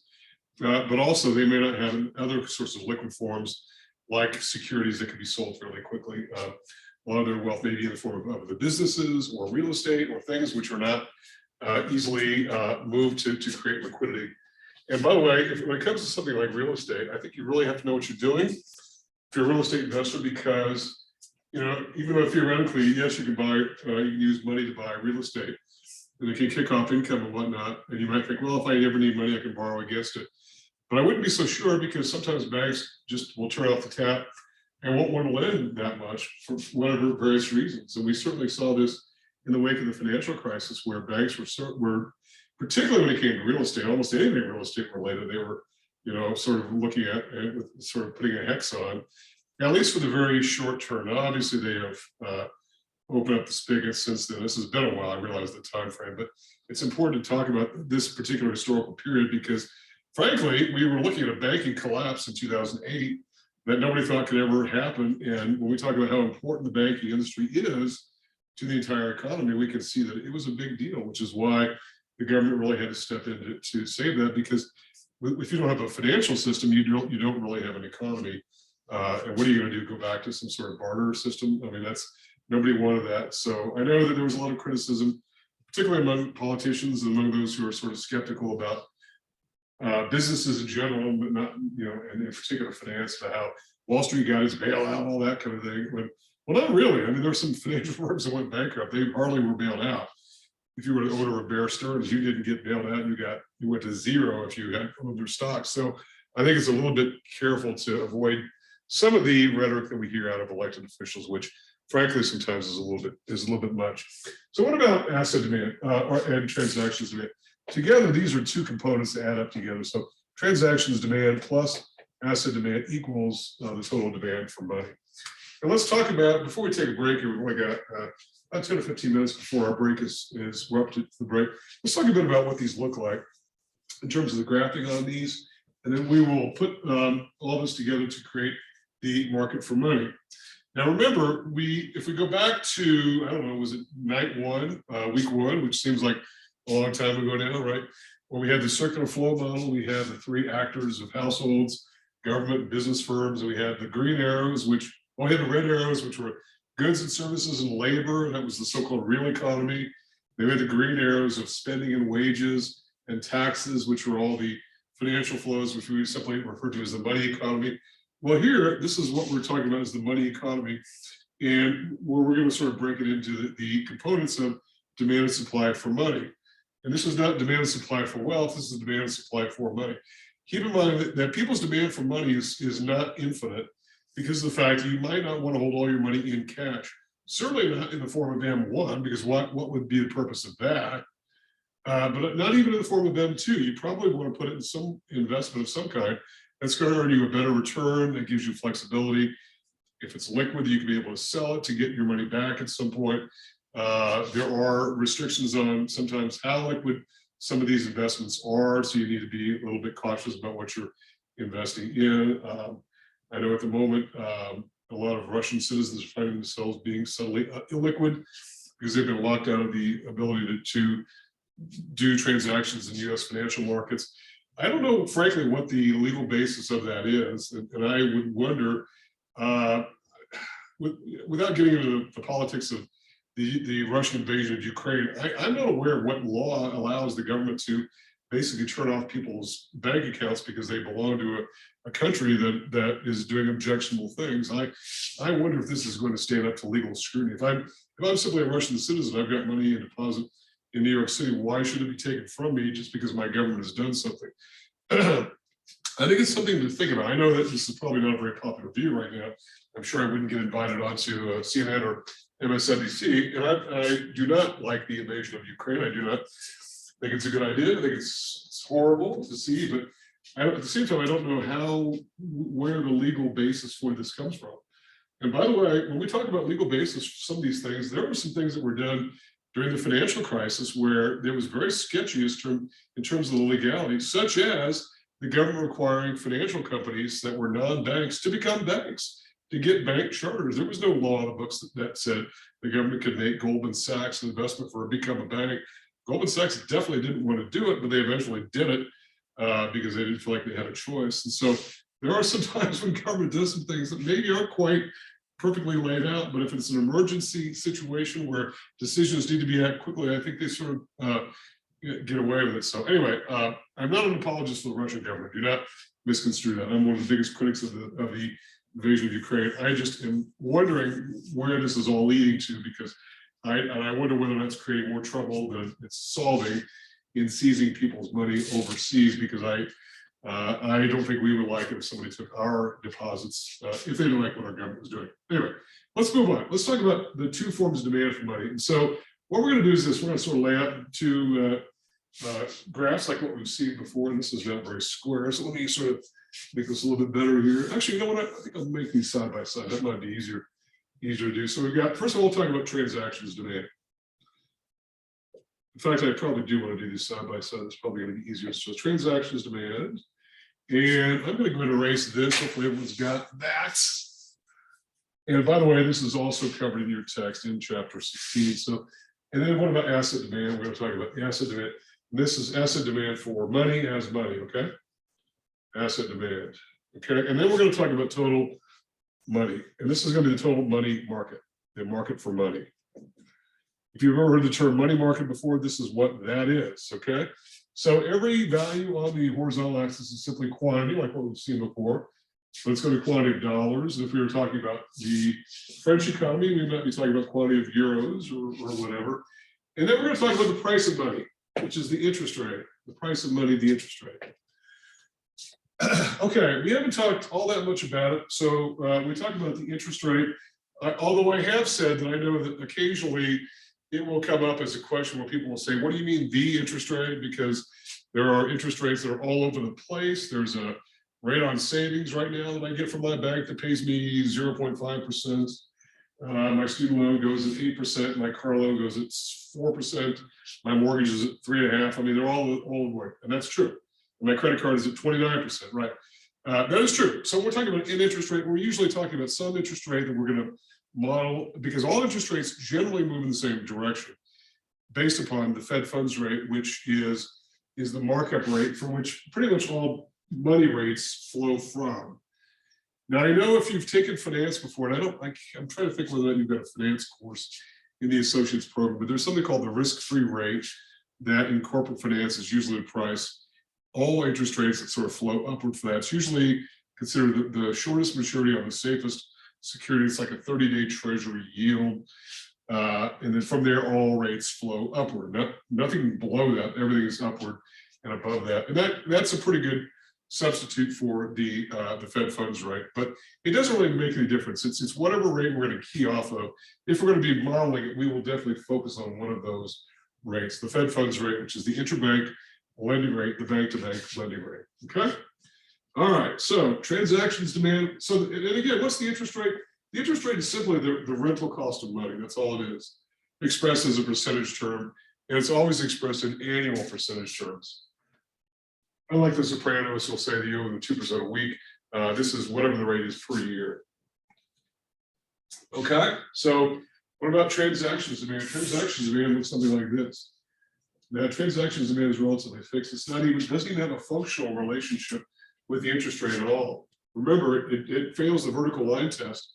Any kind of vertical expression in this particular quadrant is not a function, because a function is one unique value to one unique other value on either axis. And here you've got the quantity of money is the same, whether the interest rate is this, whatever. It doesn't make any difference whatsoever. And why would it make any difference? Because if you're using money to make transactions, it really doesn't make any difference to you whether you're an individual or a business or a county or government entity or university or whatever. The insurance company, you're still going to need money to make ordinary transactions, irregardless of what the interest rate is. And so it's not responsive to that really at all. So as a result, it's not, in other words, because it's parallel to it, it has no functional relationship with the interest rate. Because whenever you have an expression that is either completely vertical or completely horizontal on a graph like this, whatever it's parallel to, it means it has no connection to that. It's independent of that. So it's independent of the interest rate. It can change, it can go to the right over time as the economy grows, and it probably will. It may shrink back to the left at some point, but over time it will tend to grow, as pretty much all these variables in the economy tend to go to the right over time as the economy grows, okay? What about asset demand? Asset demand is much more of a demand curve like what we might know a demand curve to be. It looks something like that. Now, let's talk about this, because this is, as I said earlier, this is a little bit more interesting because it doesn't seem to be right, just at first glance. Because why would it be downward sloping? In other words, if the interest rate is high, let's say I is 8, and the interest rate then falls to I equals 3, right? This may not be drawn as, let's say 5. It's not really drawn to scale. In other words, why would I want to hold more money if the interest rate goes down? Why would I want to do that? And the reason why I want to do that is because the opportunity cost of holding money goes down. This reflects the opportunity cost of holding money as money. And the opportunity cost declines over time as the interest rate falls. Because if the interest rate goes very, very low, it doesn't make any difference. I might as well just hold it in cash. Because why would I want to take the risk of putting it somewhere else where it's like the bond market or the stock market, when it's subject to lots of fluctuations? So it's the opportunity cost of holding money. The opportunity cost is inverse, okay? So it's money as savings, in other words. The opportunity cost of holding money as savings, which is why it's tied very intimately with M2, at least the non-M1 portion of M2. So if the interest rate falls, I might as well just hold more in the form of asset demand, because it doesn't make sense for me to put it, particularly in bonds. Now, by the way, we're going to talk about, I know that sometimes students in this class, and we get a lot of feedback, and we do a lot of asking for feedback on this in all our classes. We ask, what might you want to have heard about? And invariably somebody says, gosh, I wish I heard more about the stock market. And I wish I could accommodate you, but it doesn't really come up very much in macro, unfortunately. If you want to take finance, you'll get all that you want there, but it's really not so much a subject. The bond market is, however, and the reason the bond market is because it's a much more important market, particularly when it comes to monetary policy, it's a much more, because our federal government is much more involved in intervening in the bond market, where it tends not to intervene at all in the stock market.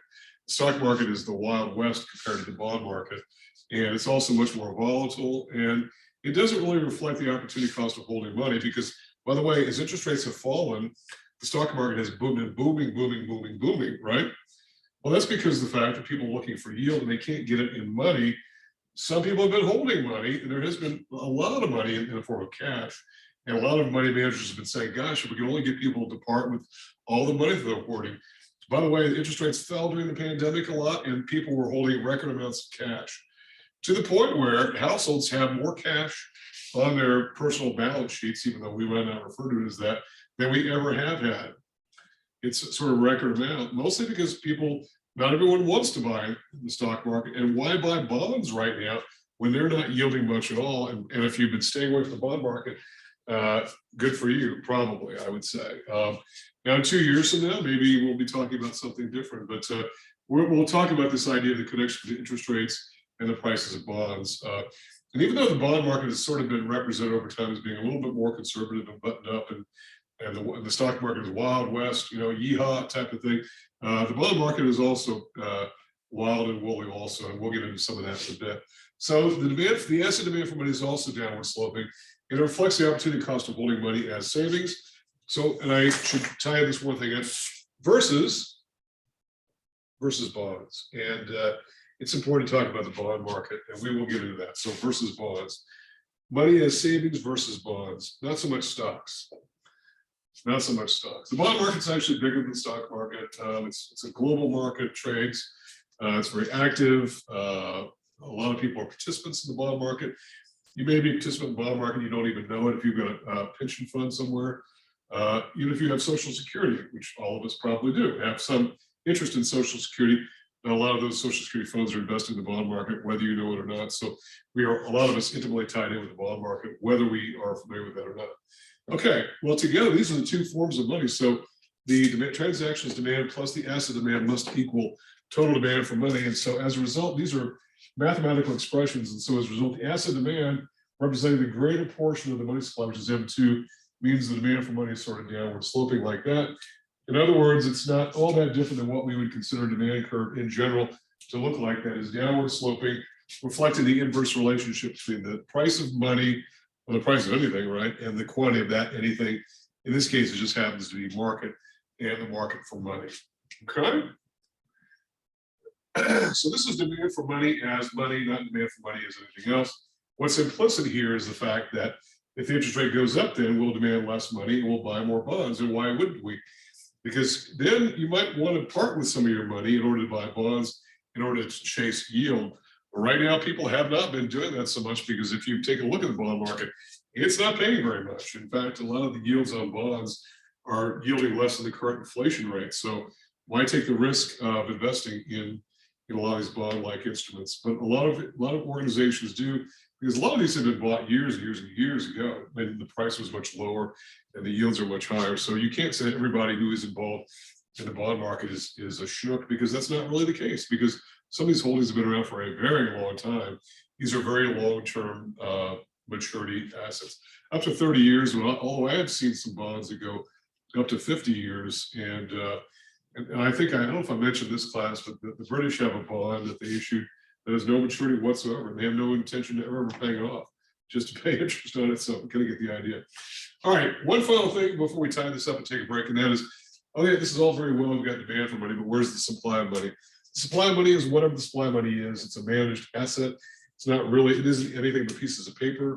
It's not even that anymore. It's basically just entries in computer logs. And so as a result, where the demand for money makes the equivalent to supply of money, we have the equilibrium interest rate, which, like all equilibrium conditions, is short term. It will change.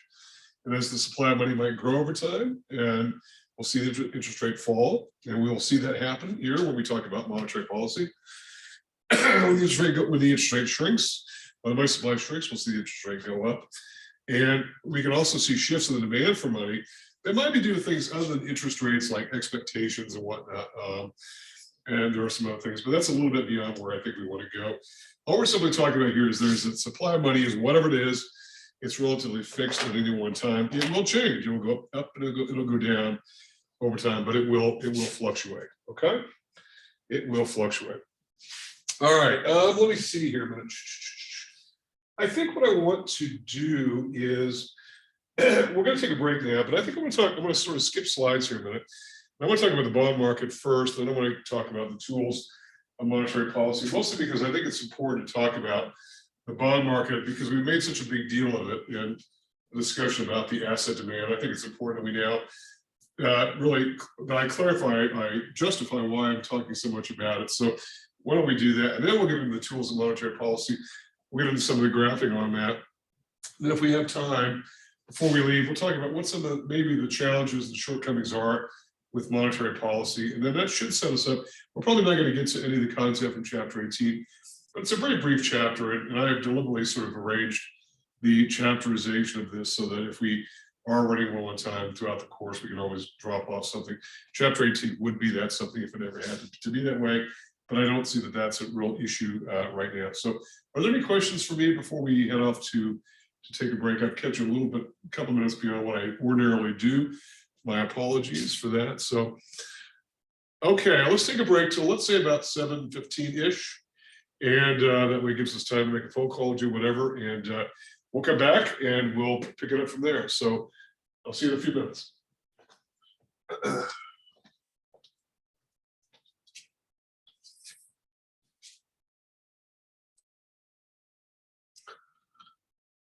Okay, I think we're back. Most of us, let's see here.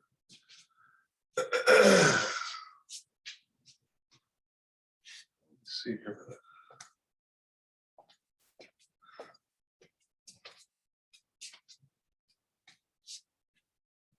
Okay. Okay, there we go. Okay, I think we're back, and okay, there we go. I had trouble seeing myself there. So, okay, I think we're back. If somebody's not back yet, it's no big deal. We're gonna just go ahead. I just want to take a little bit of time to talk a bit about the bond market in general. And I know that there's a lot. The bond market itself is a really deep subject, and it's got all kinds of different elements. There are entire publications on bonds that even come out once a week, once a month, once a quarter that sort of talk about new happenings, new events and whatnot. So there's no way that I can give this adequate coverage other than to really sort of link it back to our discussion, which the broader topic is monetary policy. And there is a reason why we're getting into these sort of details about bond prices and interest rates and whatnot, is because it really does make a difference. Because why? Because it goes back to this overall theme of monetary policy in the context of stabilizing the economy itself. And the Federal Reserve really does that through the bond market primarily.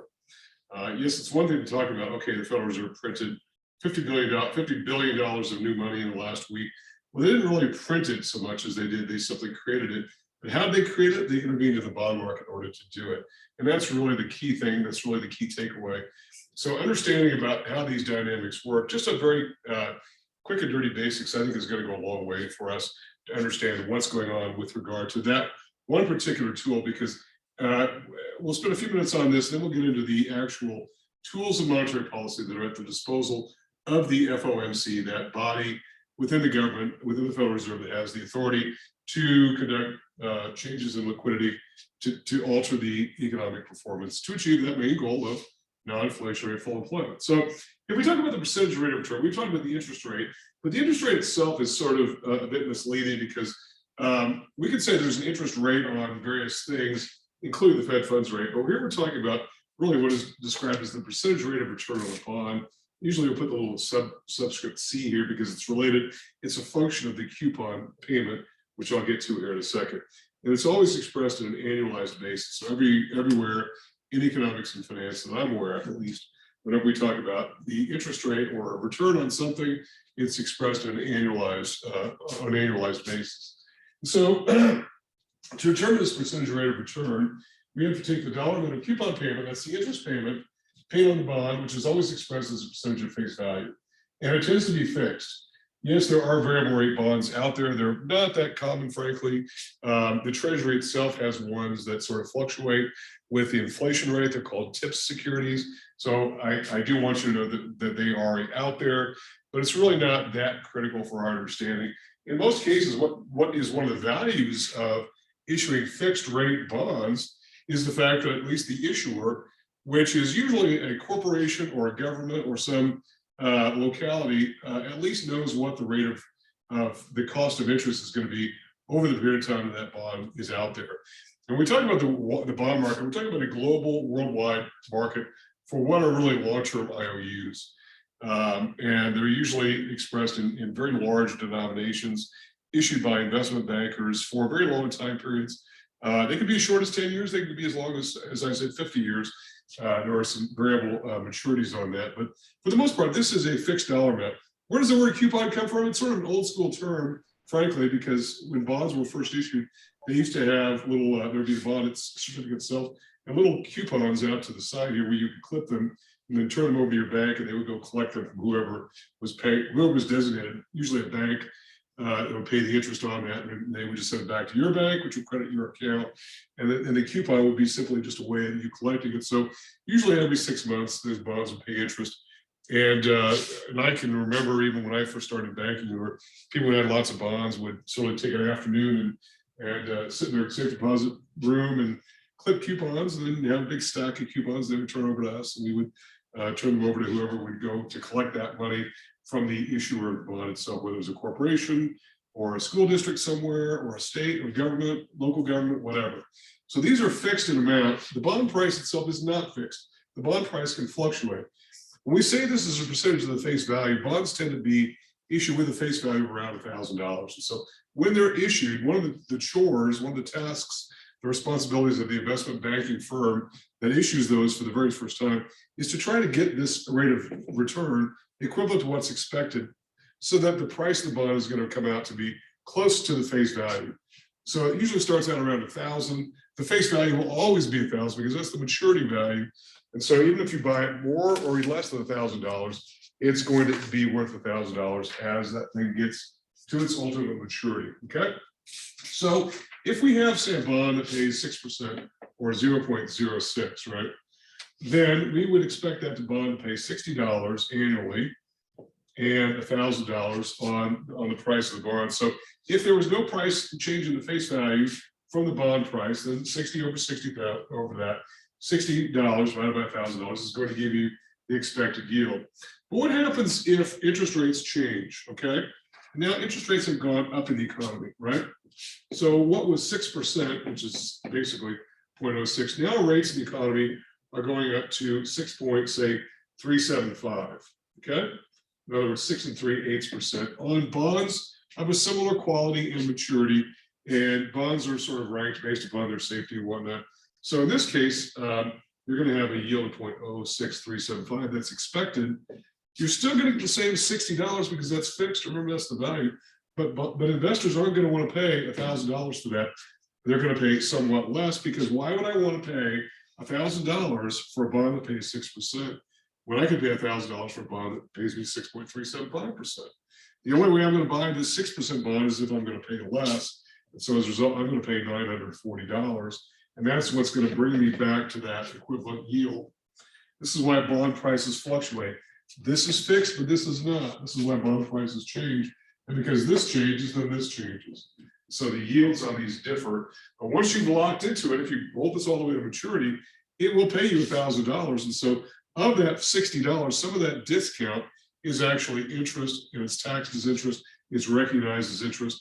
And I think, and I don't know what your accounting course looks like in this particular program, but usually that's one of the things that is discussed in introductory financial accounting is buying bonds at a premium or a discount. This would be an example of a discount. It may or it may not have been described to you as to why you buy a bond at a discount.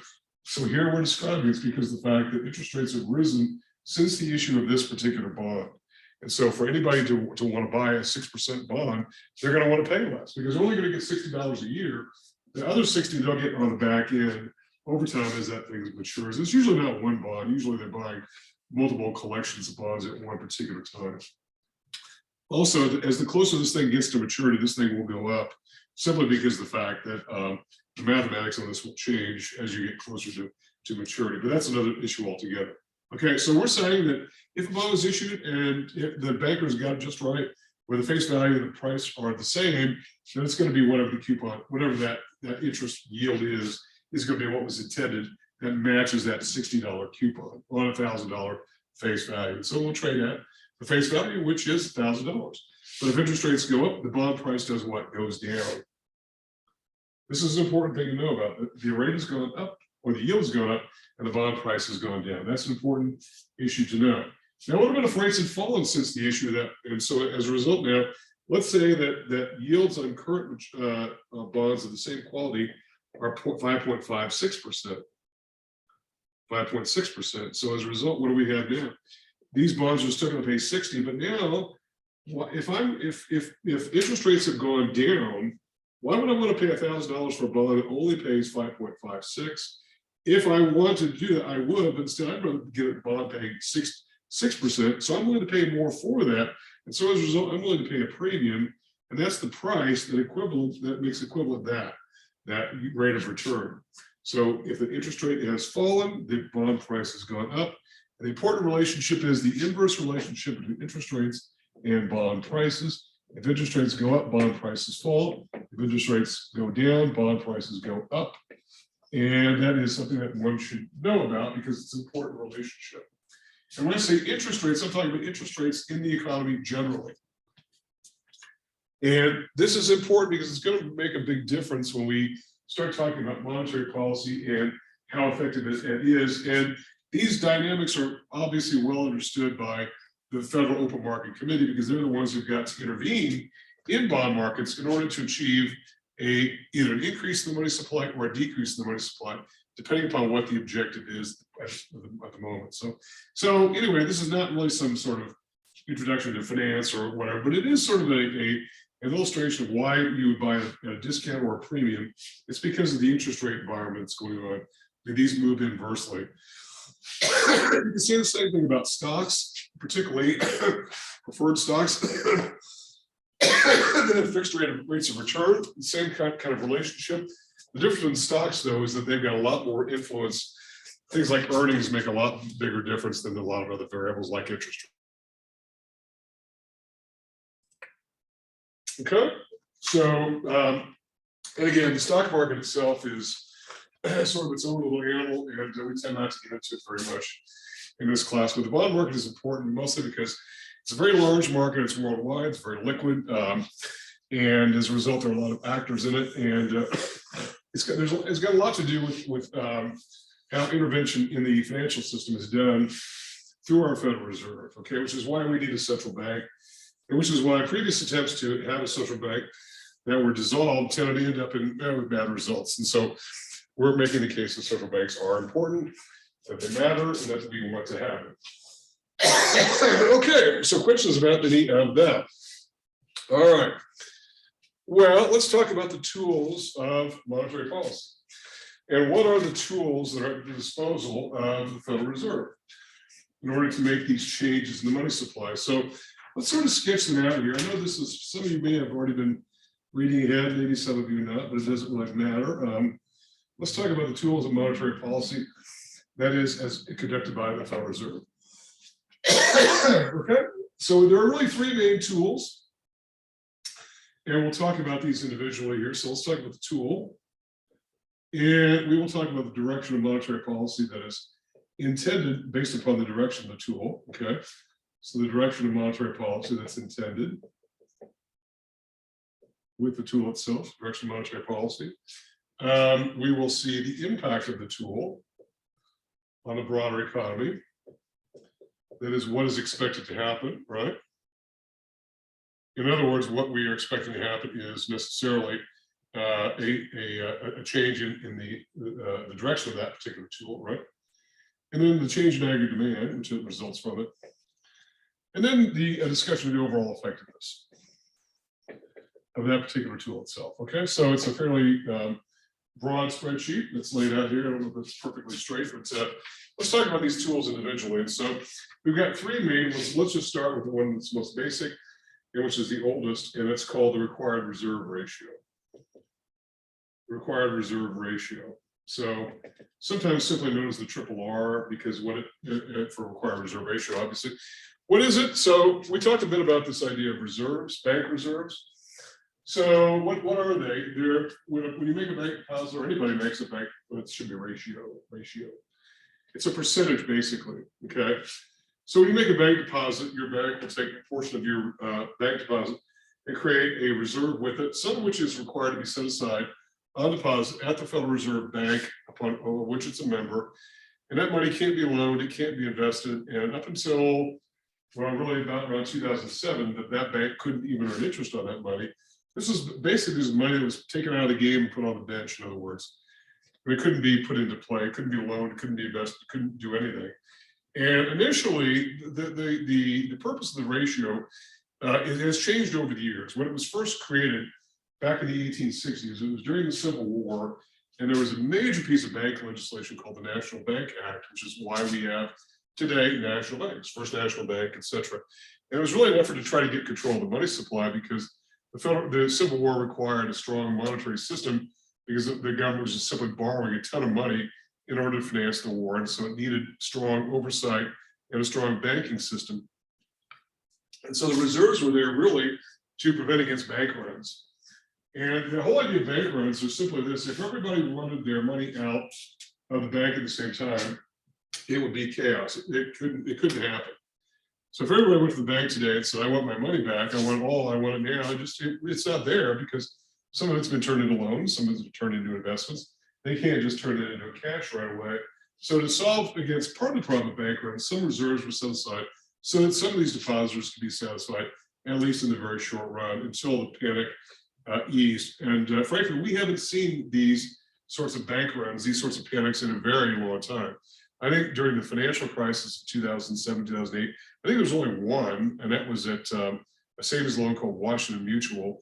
I think it was maybe one branch of that their main branch. They ended up going out of business because of their heavy involvement in subprime lending. That's really another story altogether. I know your book gets into a lot of discussion about that whole business of mortgage lending and whatnot, and you can read that if you like. But but for the most part, the idea of a bank run is really a thing of the past mostly. If you've ever seen the Christmas movie, It's a Wonderful Life, it's a kind of a nice movie, and it's also happens to be about Jimmy Stewart's a banker in a small town where there's a bank run going on. He's trying to talk everybody out, taking their money out, saying, calm down, if we all stick together and don't take our money out, everything will be fine because it's not there, it's in this loan across the street or whatever. So you kind of get the idea. If everyone panics and wants their money out, it's a problem. So that's what reserves are required in the first place. They still exist, and but they exist now less to prevent against bank runs, more now as a tool of monetary policy. And so if in fact the direction of monetary policy is the government wants to expand GDP, then the tool itself will be manipulated downward. That is, the reserve ratio will go down. Why? Or the required reserve ratio. Because if we lower the amount that's required as reserves, it frees up reserves that can be loaned and invested and be put into play in the economy, and therefore turned into aggregate demand through the lending process, because banks will oftentimes turn those into bank loans to the extent that they will do that. It is not always the case that banks are willing and able to lend money, and it's not always the case that borrowers are willing and able to get qualified or to even want to borrow money, but it does nonetheless stimulate that. When the reserve ratio comes down, it frees up money, it impacts aggregate demand. And so the intent is to raise GDP in order to close a recessionary gap. If it's the opposite condition where GDP is desired to be going down, then the reserve ratio will go up in order to bring aggregate demand down, excuse me, in order to slow the economy down. The idea here is to slow the economy down so that we can wring out any inflationary pressure in the economy. So that's what the required reserve ratio is there to do. It's primarily to serve as a tool of monetary policy. The idea of serving as a buffer against bank runs is a little bit outdated, but nonetheless it still exists. And in fact, I think the only reserve ratio at the moment is just on demand deposits. And I think it's 10%, although that may be a little, I need to check that. I don't look at it quite frankly that often, but I think there is no requirement on the non-M1 portion of M2 at all right now. In fact, when we talk about M1, bankers refer to M1 as hot money because it moves around, it's fast, it's hot, it kind of moves. And M2 is cold money, it doesn't really move, it kind of sits there. So as a result, this is why banks will create pools of liabilities to match up against pools of assets. And so that this really hot money can be loaned against very short-term borrowers, and the longer-term loans can be used to be funded against longer-term savings. And that's an important matching process that's done, okay? And again, we talk a lot about matching in accounting and finance, and that's a good example of why that procedure is necessary, okay? All right, but what's the second tool? The second tool is the management of the discount rate. The discount rate, or the DR. So what is the discount rate? The discount rate is the rate of interest that is charged by the Federal Reserve to a bank that wants to borrow money from it directly through its member, so through its district bank. So if you're a bank of Albuquerque, and I presume it's chartered within the 10th district, I don't know that for a fact, but if it is, and it wants to borrow money through what's called the discount window, it makes an application for the loan and applies to the Federal Reserve. Usually the terms historically were 30 days, although the Fed has in recent years extended the terms a bit and has really wanted to sort of encourage more banks to borrow from it. But the discount rate is simply the rate of interest that the bank charges, expressed as an annual percentage rate. So if the goal of monetary policy then is to increase GDP, then the discount rate will come down. And very often, whenever you hear on the news that the Federal Reserve has raised the interest rate or lowered the interest rate, they're usually referring to this as well as the Fed funds rate. Okay, usually this and the Fed funds rate. So the direction that's desired is to increase GDP to close a recessionary gap. This rate will come down so as to encourage aggregate demand, because why? If a bank borrows money more cheaply, it can make more money available to borrowers more cheaply, and that should increase aggregate demand. Particularly any portion of aggregate demand in this entire column that's going to be responsive to investment spending. Remember, that's the I and the C plus I plus G formula. That is those spending by businesses on plant equipment, inventory, business expansion. New construction goes into this. New construction obviously is a very volatile part of the economy, very much responsive to interest rates. And we all sort of know that. Anybody who's got any kind of connection to housing whatsoever knows that there's a definite connection between interest rates and demand for housing. No question about it, okay? What if the direction that's desired is to decrease GDP, then the rate will go up, that will discourage borrowing, and aggregate demand should be expected to fall as a result of that. So that's the discount rate. That is the second tool of policy, okay?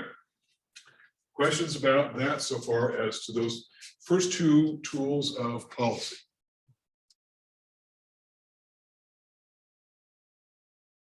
Okay, so we have one more to go here, and this will sort of be familiar, at least these second terms here. The term open market operations, we've heard the term open market when we talked about the Open Market Committee. Open market operations are defined as the active buying and or selling of securities by the Federal Reserve, initiated by the FOMC. In fact, all of these are manipulated by the FOMC, that is the Federal Open Market Committee, which makes these decisions. But it's the active buying and or selling of government securities in order to achieve some desired result on the supply of money and the availability of credit, and hence on aggregate demand and on GDP in general, okay? So it's going to differ a little bit here in terms of the actual impact, because it's not quite the same. It's not really an up or down thing. And it is this: if the Federal Reserve wants to improve GDP, the Federal Reserve will be a net buyer of what? Primarily bonds. A net buyer of bonds. And when the Fed is a net buyer of bonds, what happens? Well, if somebody is buying anything, that is, the demand for whatever it is increases, what happens? The price of that something goes up, right? And the interest rate goes down if it's the price of bonds. And so as a result, it's like this case here, where if the interest rate is going down and the interest rate is going down, we'd expect aggregate demand to go up. So a net buyer, and we say net because they might be selling some bonds, but they're really, if you net the two out, they're more of a buyer than a seller. So therefore we say they're a net buyer. And historically, the Federal Reserve has been sort of limited statutorily as to what kind of bonds it can invest in. It was usually government treasury bonds, maybe some agency bonds like Ginnie Mae and Fannie Mae securities, things like that. Fannie Mae is sort of brought back into the fold of a government agency after having been spun out sometime in the 60s when the housing crisis began. It was sort of recaptured by the government, and like a lot of us thought that they probably would if there were ever a crisis, and in fact there was. And so a net buyer, and if you're a net buyer of anything, the price of the thing goes up. And in this case, since we're talking about financial instruments, the price of the bond goes up, but the interest rate goes down. Okay. And then if the Fed wants to go the other direction, which is sort of where we are at the very moment, the Fed will be a net seller of bonds. In fact, this Federal Reserve has not been secretive at all. They've been talking exactly about what they're doing. They're talking about lowering their balance sheet. That is getting rid of bonds. And by dumping them, if you dump anything, the supply of that something goes this way, the price goes down and the interest rate goes up. That's the desired interest rate effect. Well, it's the same as the interest rate going up here. It should bring aggregate demand down in order to achieve the impact of reducing GDP. Okay. All right. So questions about these and what they are and what they're all about, etc. Okay. Well, let's talk about the overall effectiveness of these, and let's see, are they all created equal? And if you're the Federal Open Market Committee, are you going to use all of those? Or are you going to favor one tool over the other? Are you going to sort of rotate these around a bit? Are you going to use maybe the discount rate more in this particular operation, maybe switch it up and maybe go to reserve requirements a bit later? Are they all created equal? And I think the answer is no. When we talk about, as a tool, the required reserve ratio, how effective is it? We're going to say it's not very effective. It's not very effective. Number one, it's not very effective because, well, first of all, it's not changed very frequently. The reserve ratio is not some lever by which it's flipped up and down. First of all, it drives bankers crazy when reserve ratios change because it changes their entire budget, their forecasts. They've got to make a lot of changes, and they consider it to be mostly unnecessary. And while it's not the Federal Reserve's job to make bankers happy, that much I can guarantee you, it does create lots of chaos that is unnecessary, particularly given the fact that it's not very effective anyway. Because of the fact that if a bank needs money, it doesn't always have to just rely upon bank deposits. Banks have lots of sources of cash now that never existed, back when in the 1860s when this tool was first invented in the first place. I know when I was in banking and we were lending money like crazy, I went for the second place I worked. I was in charge of wholesale lending. That was lending through other banks, and we were just lending money like crazy. And we were running out of deposits to service those loans. We were going through the deposits. And so our CFO went out to, I think, Merrill Lynch and said, we need $100 million of money through somebody else's deposits. They went out and got us $100 million and put them on our books. We didn't have to grow deposits. We didn't have to simply get excess reserves. We just simply bought the deposits from somebody else, and we sort of cut them in on the yield that we were going to earn on it. So banks have got lots of means by which they can raise money that didn't exist before. And so it's not that effective, okay? All right, what about the discount rate? How effective is that as a tool of monetary policy? We're going to say, not very effective. Oh no, this is not good, is it? We're 2 strikes. We better hit the ball on the 3rd strike here, right? Why is it not very effective? Okay, there are a lot of reasons for this. Some of them are historical. Some of them are emotional, I guess you could say.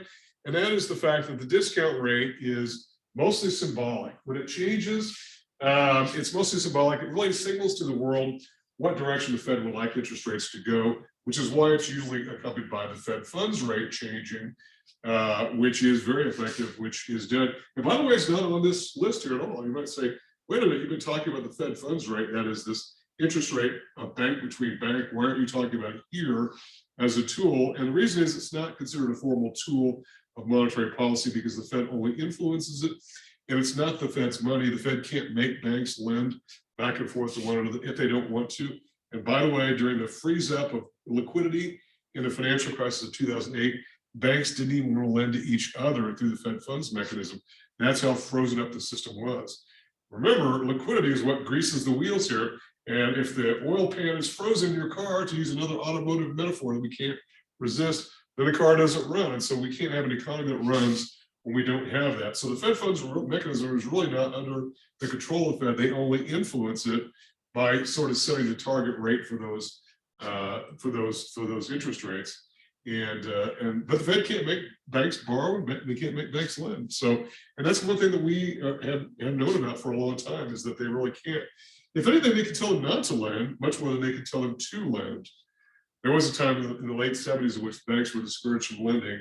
It was called a credit crunch. And they were really trying to clamp down on lending so as to bring down GDP. Interest rates went super high, That was part of the picture, but also banks were discouraged from lending, particularly on things which were very speculative. All right, not very effective, not very effective. Well, we better do better here, and we are. So we're going to say this is very effective and very fast. And that's one reason why it's effective, excuse me, is because it's fast. And we've talked about this a bit before. The Federal Reserve can intervene very, very quickly, like flipping the switches, literally, pressing buttons, making changes. And I know I did an internship, summer internship in an investment firm in New York, where we would occasionally see the Federal Reserve intervening in the bond market. I was on the bond desk as a very low-paid intern at the time, and we would know when the Fed's doing things because it was intervening just so heavily, just so massively. And so we would know that's a Fed buyer that's out there. And they have little codes, without getting into high weeds, they have little codes, and you can say, well, that's the Federal Reserve doing that. They can do things, they can make changes very quickly if they want to. So this interview with Bernanke, where he was asked, how do you do it? You just do it. You just go in and you buy bonds or sell bonds or do whatever you need to do. So it's very effective. I guess effective is the word, effective, and it's very fast. Okay. Whereas this is mostly symbolic. Oh, one other thing about the discount rate that I should tell you about is the fact that the discount rate is mostly symbolic, right? It's mostly symbolic. And by the way, I didn't finish my thought here with regard to the fact that there has been, when I say there's a little bit of emotion involved, there's been a stigma attached to borrowing from the discount window because this is public information. It's oftentimes, historically, it's been viewed by bankers as being a sign of distress, that the Federal Reserve is the lender of last resort. If you can't get money anywhere else, you've got to go borrow from the Federal Reserve, go crawling on your knees to the Fed, make an application, lay all this out. And then it's like borrowing money from your parents, right? You know, they're standing over you waiting for you to repay, right? If you've ever borrowed money from somebody who's close to you and they wonder why you're buying ice cream instead of paying them back, right? It's like, oh my God. And bankers just don't want that kind of scrutiny. And there's no bigger big brother than the Federal Reserve when it comes to government lenders. And so as a result, banks just have not wanted a part of it. And yet in 2007, I can remember that there was, the Federal Reserve was actually encouraging banks to borrow from it. Come on, please borrow from it. We'll lower the rate, we'll extend your terms, we'll do all these things. And bankers really weren't buyers of that idea. They didn't really, they thought it's still a symbol, it's still a lender of last resort. We don't want that. We'll find liquidity elsewhere. We're not going to play along with it. So the discount rate, it's mostly symbolic. It usually is communicative of what direction the Fed wants policy to go in. And as a result, that's not very effective. But open market operations are, and that's really what we're talking about. We're talking about intervening in the market, particularly into the bond market. Okay. All right. Let me see here. Okay. Now let's talk about monetary policy. I know there's a lot going on. I know we go from one topic to another topic to another topic. You know, if I went too quickly, I really hope you slow me down and say, look, can you talk more about this? And so I don't want anybody to feel like you can't do that. But I know that we've, you know, in assembly class, we kind of got to move. And so unfortunately, we do have to move. And I know these are long class sessions. I understand, believe me, I do understand. So let's get into monetary policy and talk about what this looks like graphically. And so this will be sort of the wrap up piece of this. And we got a few odds and ends to cover with regard to monetary policy. And then I think I want to talk a bit about how the monetary expander, that is the multiplier, compare monetary versus fiscal policy. And then the rest, I think, is probably some things that we can get into maybe next week. They sort of probably fit a little bit better. The whole chapter 18 and chapter 19 sort of go together really in a lot of ways. I don't even think you need chapter 18 being separate from chapter 19 because it really gets into theory. I know that there are a couple of theoretical models that were created, like the Phillips curve and the Laffer curve. We're going to talk about both of those. I believe those are both, I know the Laffer curve is discussed in chapter 18. And I think so is the Phillips curve, but we'll talk about those. And then the final chapter, as we're sort of ticking down to the end here, right? Yeah. We'll talk about broad schools of economic thought. Okay, broad schools of economic thought. So let's finish the monetary policy piece up here. And I think that'll probably will take us mostly to the end of this, and then we'll sort of set ourselves up for the end of the sort of the beginning of the end here. So let's talk about expansionary policy first of all. So expansionary monetary policy. So remember, I started out tonight's class session by saying expansionary monetary policy is basically intended to raise GDP, right? But it could be expansionary fiscal policy as well. We got into that a bit last time when we talked about expansionary fiscal policy. Here we're going to be talking about expansionary monetary policy. This is going to be kind of a busy whiteboard here. I will tell you that right now. It's going to be a little bit busy. And so I'm going to do this. I'm going to talk about expansionary policy, and then I'm going to talk about contractionary policy. But this will be about as busy as it gets throughout the course. But we do have to sort of tie these all together here. So we're going to do the same 3 graphs down here as above. Oops. I didn't make myself much room here, do I? Contractionary monetary policy. Okay, that's to bring GDP down. Okay, so we got that, and I'm going to describe what all these are here in a minute. So this is the PY plane. This is what we know already of aggregate demand and aggregate supply. Okay, this is the price of money, the interest rate, and this is total investment spending. I, which is the I, so the little I, which is the rate of interest. I, which is the I that we know from the C plus I plus G, that is capital investment spending. Here we get the same I here, but now we've got the quantity of money. So this is the money market. And as we know, the interest rate is very effective at altering investment. If you go back to, I think it was the second week of class where we talked about the expenditures approach to computing GDP, where we said of the 3 actor groups, you had households that engage in C, consumer spending, businesses which engage in I, investment spending, and the government which invests in G. Well, the investment spending is very much related to the interest rate, and we know this, which is why business spending tends to be pretty volatile, because it is very much a function of the interest rate. If the interest rate goes up, investment spending tends to go down. But we'll see this as we talk a bit more about what this mechanism looks like. Okay, so what about it here? Let's talk about this idea. Let's sort of put these pieces together so we can see what these look like. Oops. So anyway, we'll say for right now, the demand for money is going to be unchanged, right? Now, when we're talking about monetary policy, we're going to be simply saying that demand for money is relatively constant. It's the supply of money that's being altered here. This graph is going to be the demand for investment. Okay, and the quantity demand will be these individual intercepts along the horizontal axis, right? On the PY plane, we've got the aggregate demand curve here, looking like that. And the same down here, aggregate demand. And I guess what I should do is probably label these axes down here. It's the same, these are the same graphs here, but I should probably label these as well. So let me do that. So this is I, this is quantity of dollars. This is I, this is the big I, this is P, and this is Y. Okay. And I'm sorry, that's a little bit close to the board. I hope you can see that on your on your video feed there. So, okay, so let's put in the supply issues here. So we've got a supply of money that looks something like that. Okay. Now we've got aggregate supply. Again, aggregate supply, we're talking about intervening in the short run. So aggregate supply is upward sloping, right? We've got a supply of money here. And we've got an aggregate supply curve here looking something like that. And when it comes to the equilibrium conditions, we've got some GDP, which is here, right? There's an equilibrium condition. We've got some price level here. And we've got this going on, okay? So with the intersection of demand and supply of money come together, we've got some equilibrium interest rate. Okay, some equilibrium interest rate, which by the way is going to be associated with some amount of investment spending, which we'll call I1. Okay.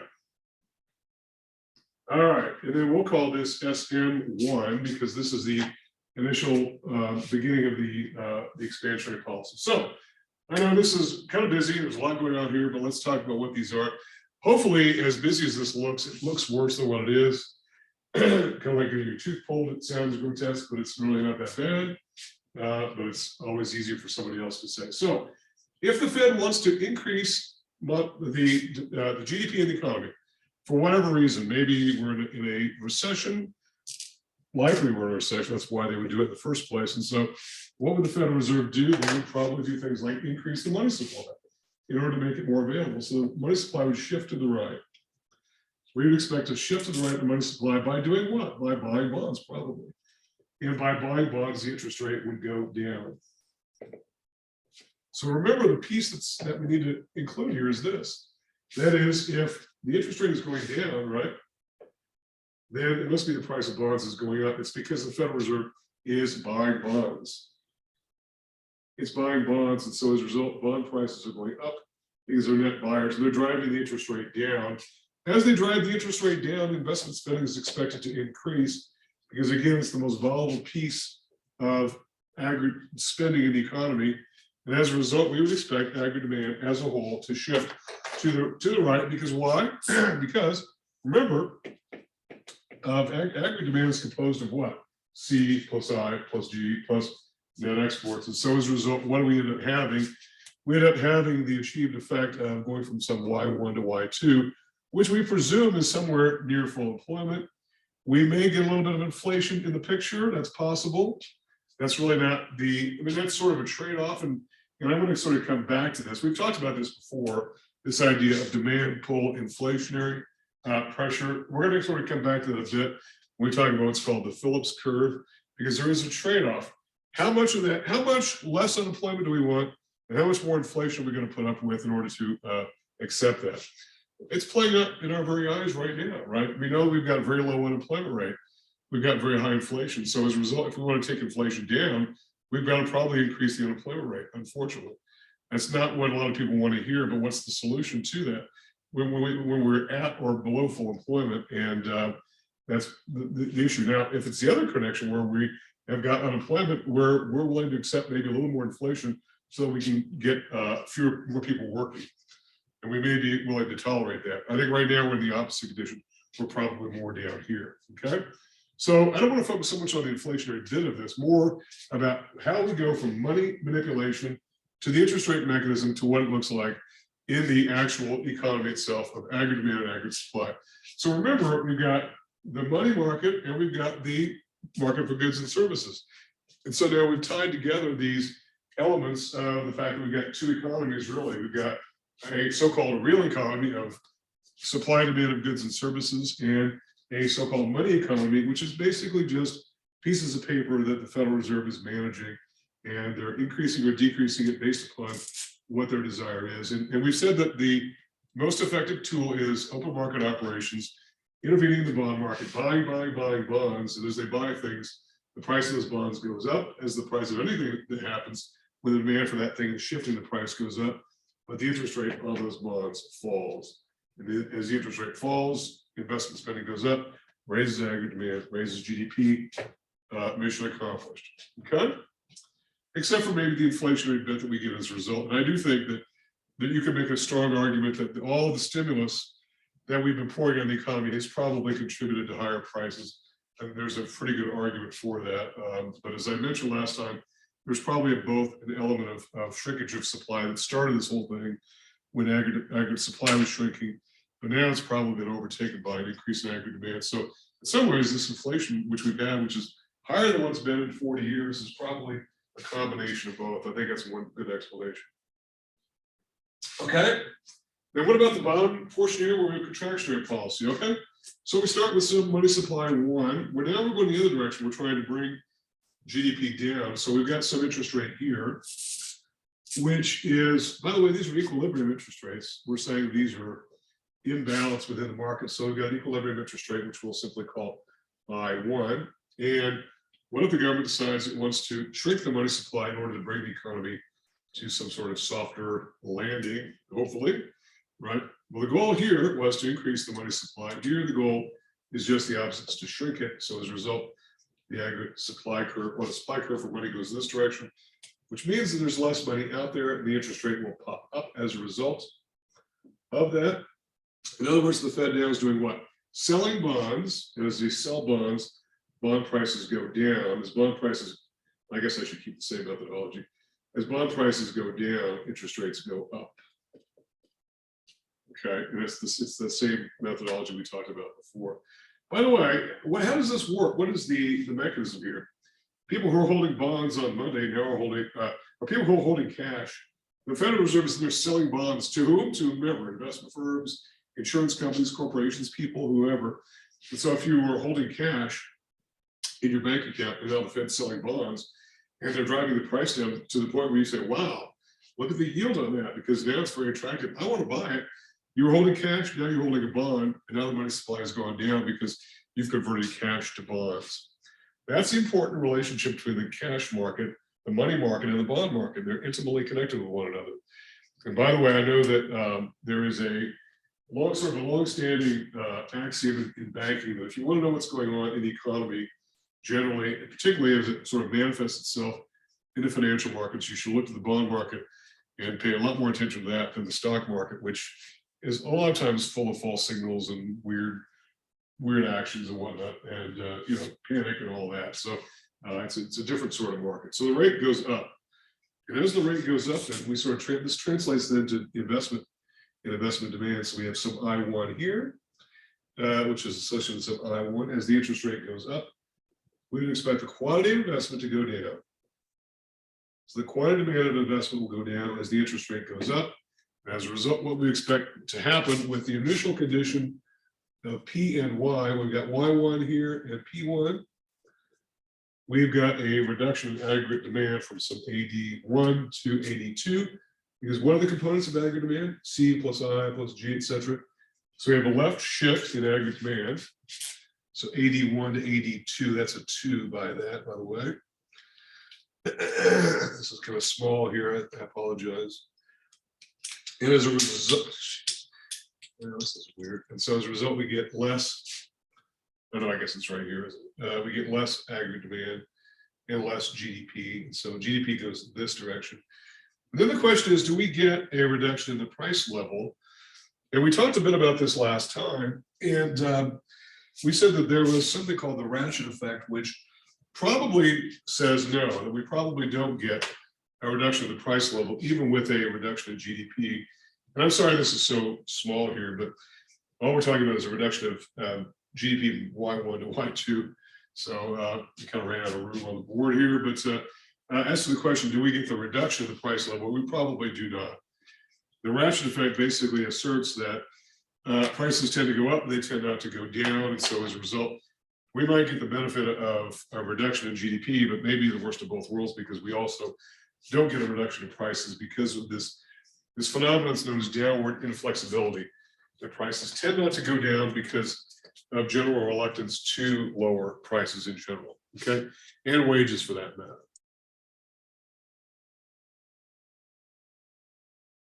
Okay, so are there questions for me about this? I know this is nasty and this is a really nasty looking board here, and I wish we had more room, because if I had more room, I could make these bigger and take them across the room here. And I guess I could swivel the camera, but I guess maybe I should think about doing that next time I do this. But this is really the process that's going on, connecting money, the market for money, and the market for goods and services. And the intermediate connection here is the interest rate, the price of money. And it's a fact particularly on investment demand. And by the way, it's not just this. You could include lots of other graphs here. And if you've gone to graduate school in econ, you will unfortunately have to suffer through graphs that go all the way around, and you get different elements going on. Things like currency and foreign inflows and taxes and it just goes on and on and on. And one thing leads to another, which leads to another, which leads to another. And this is really the story of macro, which is why macroeconomics is a little bit challenging. It's because of the fact that there are a lot of moving pieces. And the fact of the matter is that when we talk about macro policy, it's almost like if you change one thing, it's not like you just simply change one variable and everything just sort of pops along, because everything, it's like a kaleidoscope. You turn the wheel and everything starts moving. And so you've got to know where all these pieces of glass are moving so that you know what the end result should be. So you sort of know how to turn it so that you can get to the desired state. And that's what's really important. And that's why we got into this discussion of things like the bond market and what the dynamics are and the connection between bond prices and rates, okay? Because it is really sort of an explanatory tool that lets us sort of delve into this, okay? All right, so questions for me, or have I totally freaked everybody out and worn you out? I think this is probably as complicated as it gets throughout the rest of the course, and now I think we'll just sort of get on to more easier subjects. I'll do one more formula though, and it has to do with the money, with the multiplier, and it is essentially this. what we haven't talked about are some like dollar figures, like does the Federal Reserve want to expand by $100 billion or $500 billion or whatever? Excuse me. What we're saying is there is a multiplier effect that goes along here, and that is the multiplier is this thing that sort of expands and sort of exponentiates some initial change in the economy. And as we talked a bit about multipliers on consumption, well, it's the same metaphor here. Well, it's not really a metaphor, it's just a reality that it works through the system. You don't need whatever the final dollar figure is of new money. You just need to kickstart it with some initial change. And that initial change then will work through the multiplier in order to get to the end result. So let's just say theoretically here that if in this particular example, the gap here was say $500 billion, okay? Well, what would actually happen is the Federal Reserve would not need to increase and would not need to buy 500 billion of bonds, but they might only need to go to say 100 billion, okay? And then the rest would be filled in by the private market as it sort of worked its way through. And also keep in mind too, that if aggregate demand, in this case is rising, that's going to create a multiplier too, because one person's spending becomes another person's income, which becomes that person's spending, which becomes another person's income, which becomes that person's spending, and goes on and on. So the multiplier works in the case of money as well as it does the demand for regular goods and services. And so what is the monetary multiplier, which is simply known by not by capital M, but by the small m? It's the monetary multiplier, which is simply computed as the reciprocal of the reserve ratio. So even though we talked about the reserve ratio as not having much importance when it comes to monetary policy as a tool of trying to manage it, it does have resonance because of the fact that it still exists. The rules on reserve requirements are still there.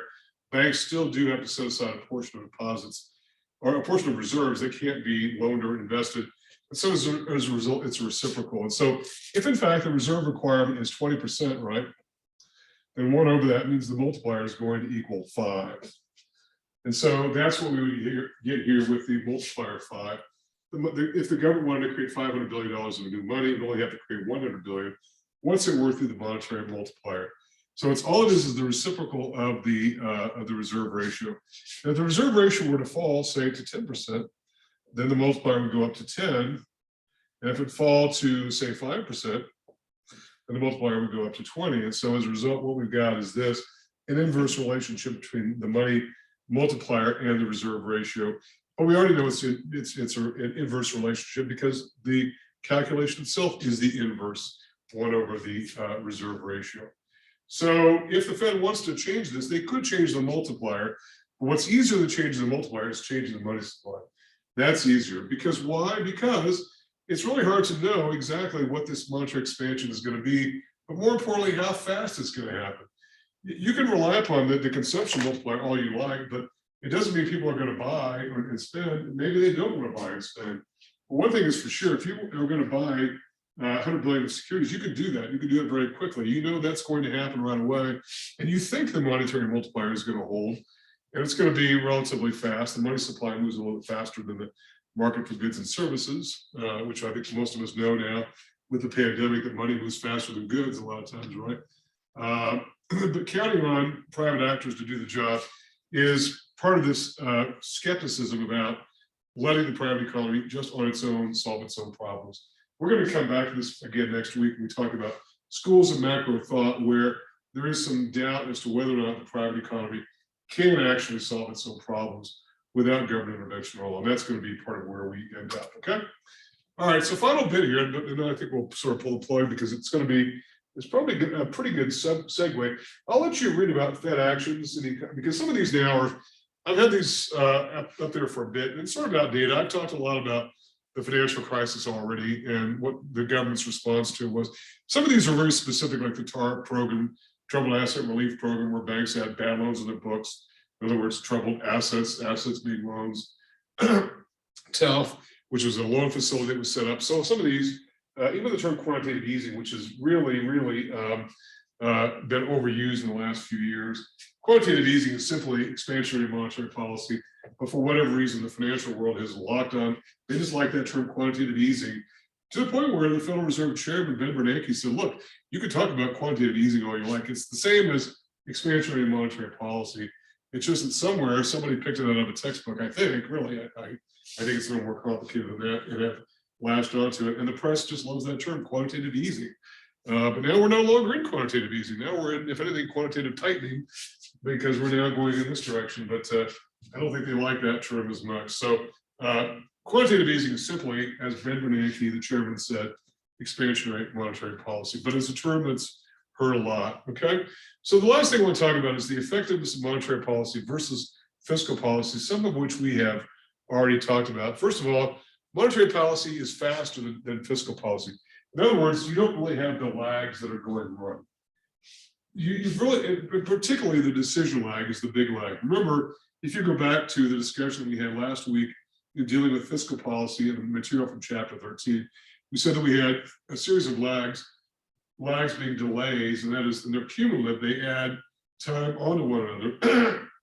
That is one lag, leads into another lag, which leads into another lag. And one of these is the recognition lag, and that's the same really for both. It is the case in which it takes time to understand what's actually going on in the economy, because a lot of the information we get is not real time, it's historical, it's information from the past. Something like employment data is at least a month old, right? Wage data, maybe a month old. There are what we call leading indicators, things like housing permits that kind of give us an idea that housing starts are going to be picking up in the future. But a lot of the data, the actual, but that's not really data, that's more sort of speculative, because you can get a housing permit but never build a house. You're not forced to buy a house. It's just a good indication you probably are. Otherwise, why would you do it? But it also doesn't say when you're going to build that house, right? Whereas we know the historical data when it happened, but it just might not be real time. So the decision lag is, or the recognition lag is always going to be there, because it takes time to know what has been going on. So that's the same for monetary and fiscal policy, but where the shortened lag comes in monetary policy is on this whole idea of the administrative lag or the decision lag, and that is to decide what to do about it. As I've said before, during the emergency years of 08 and 09, 07, 08, and 09, the Federal Reserve could literally get together and say, let's meet tomorrow, and members could fly into DC from wherever, and they could agree on a policy change right then and there and get something going very, very quickly. And it was very effective, and it did help the economy avoid what I think was probably otherwise have been a depression. And I know that sounds like Chicken Little, the sky is falling sort of thing, but if you consider the fact that the US history is replete with not just recessions, but depressions throughout the 19th century, when we had no very good regulation, I think that we could have easily had it, because we had to collapse the banking system. It had to be recapitalized by government, no question about it. It was needed, it had to happen, okay? So that lag is much shorter of a period of time. But then there's also an implementation lag, or this making it work. So monetary policy itself does work with the lag. We know that to work through this, it takes a bit of time, so there are going to be lags. But that shortened decision lag is really the big thing there. That really makes it much faster. Also, political pressure is much less common. And for the most part of the other part of the Federal Reserve's history, I think we could say this with great confidence: the Fed was not swayed by political persuasion. So if the president of the United States would call up the Fed chairman and say, you need to lower interest rates, the Fed chairman was more than able to hang up on the president. Not that he would, or he or she would, but it could happen, because the Fed president does not have control over monetary policy. And in fact, at times the Fed has acted to assert its independence so as to keep the elected officials at bay, keep them in their place, keep them away from monetary policy, which is their realm, such as during the late 80s when the Bush administration, the first Bush administration, was trying to push down interest rates, and the Federal Reserve was probably already about to do it, but they were making it very public. And the Fed just decided to raise rates to assert the fact that it's independent. And they were sort of defying the administration, but they didn't report to the administration. And in those days, of course, nobody thought it was unthinkable to get rid of a Fed chairman. I think Donald Trump was the first to consider it, and considered it very publicly. It never happened, but Federal Reserve independence has been important, and they have oftentimes stuck to their guns in order to do that. So it's often much less critical, which is not to say there's no political pressure. I do think that after the 9/11 terrorist attacks, the Federal Reserve is much more accommodative to the elected side of the economy by lowering interest rates, knowing there was going to be a lot of spending on warfare and on military operations that was going to require government borrowing. So I do think there was some accommodation, which is why we saw ultra low interest rates for many, many, many years, which might frankly have contributed to the boom and then subsequent bust in the housing. And I think there's some evidence for that. If there's any one agency that if there's any one government agency that deserves the blame for that whole thing, it might be the Federal Reserve.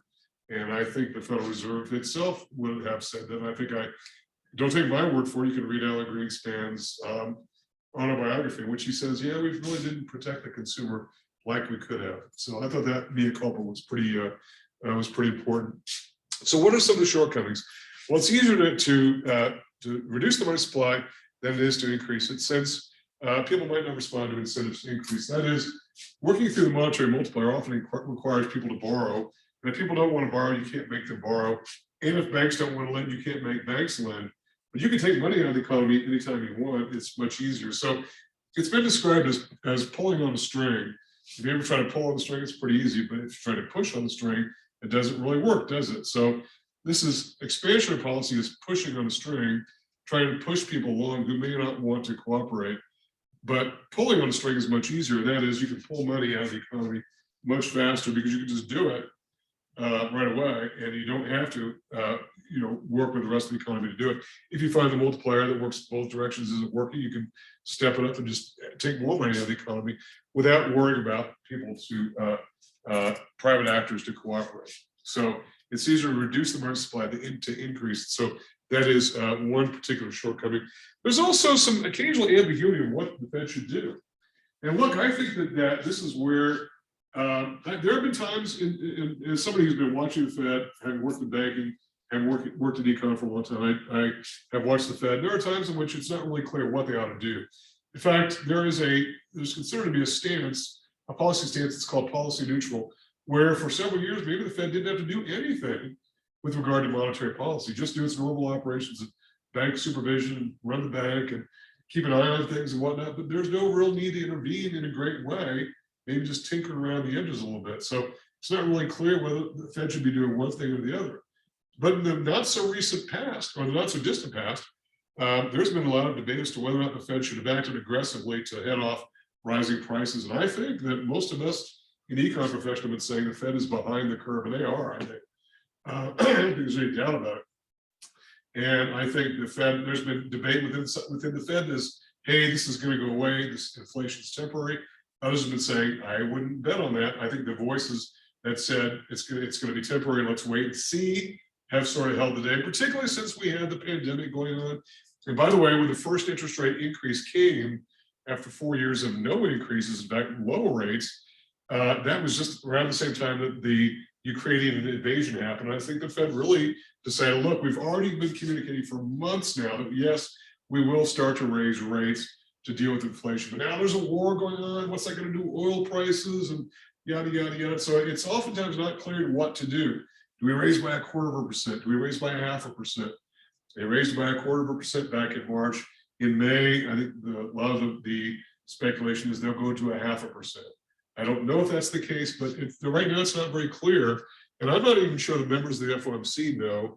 And and in fact, we sometimes, and by the way, not sometimes, we always know when there's disagreement because the minutes of those FOMC meetings are released weeks and weeks and weeks afterwards. And we know who wanted to do what, who didn't want to do something else, because it becomes public, but very much after the fact. And so we know that maybe James Bullard, the St. Louis Fed president, wanted to raise interest rates, where Esther George wanted to keep them the same, maybe, that sort of thing. So we know that these debates go on because we're privy to it. Also, the Fed's work can be countered by Congress. I think this is not at all unusual. Right now, I think the Federal Reserve is trying to slow things down, whereas I think the Biden administration wants more stimulus. I really do. Now, the president is running into a brick wall here a little bit because it doesn't look like he's going to get everything he wants to get done.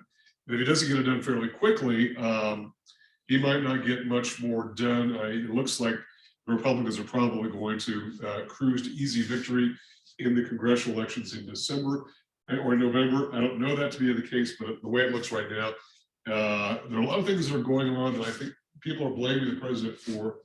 And I've said this before, I'll say it again, presidents always get a lot more blame than what they have coming.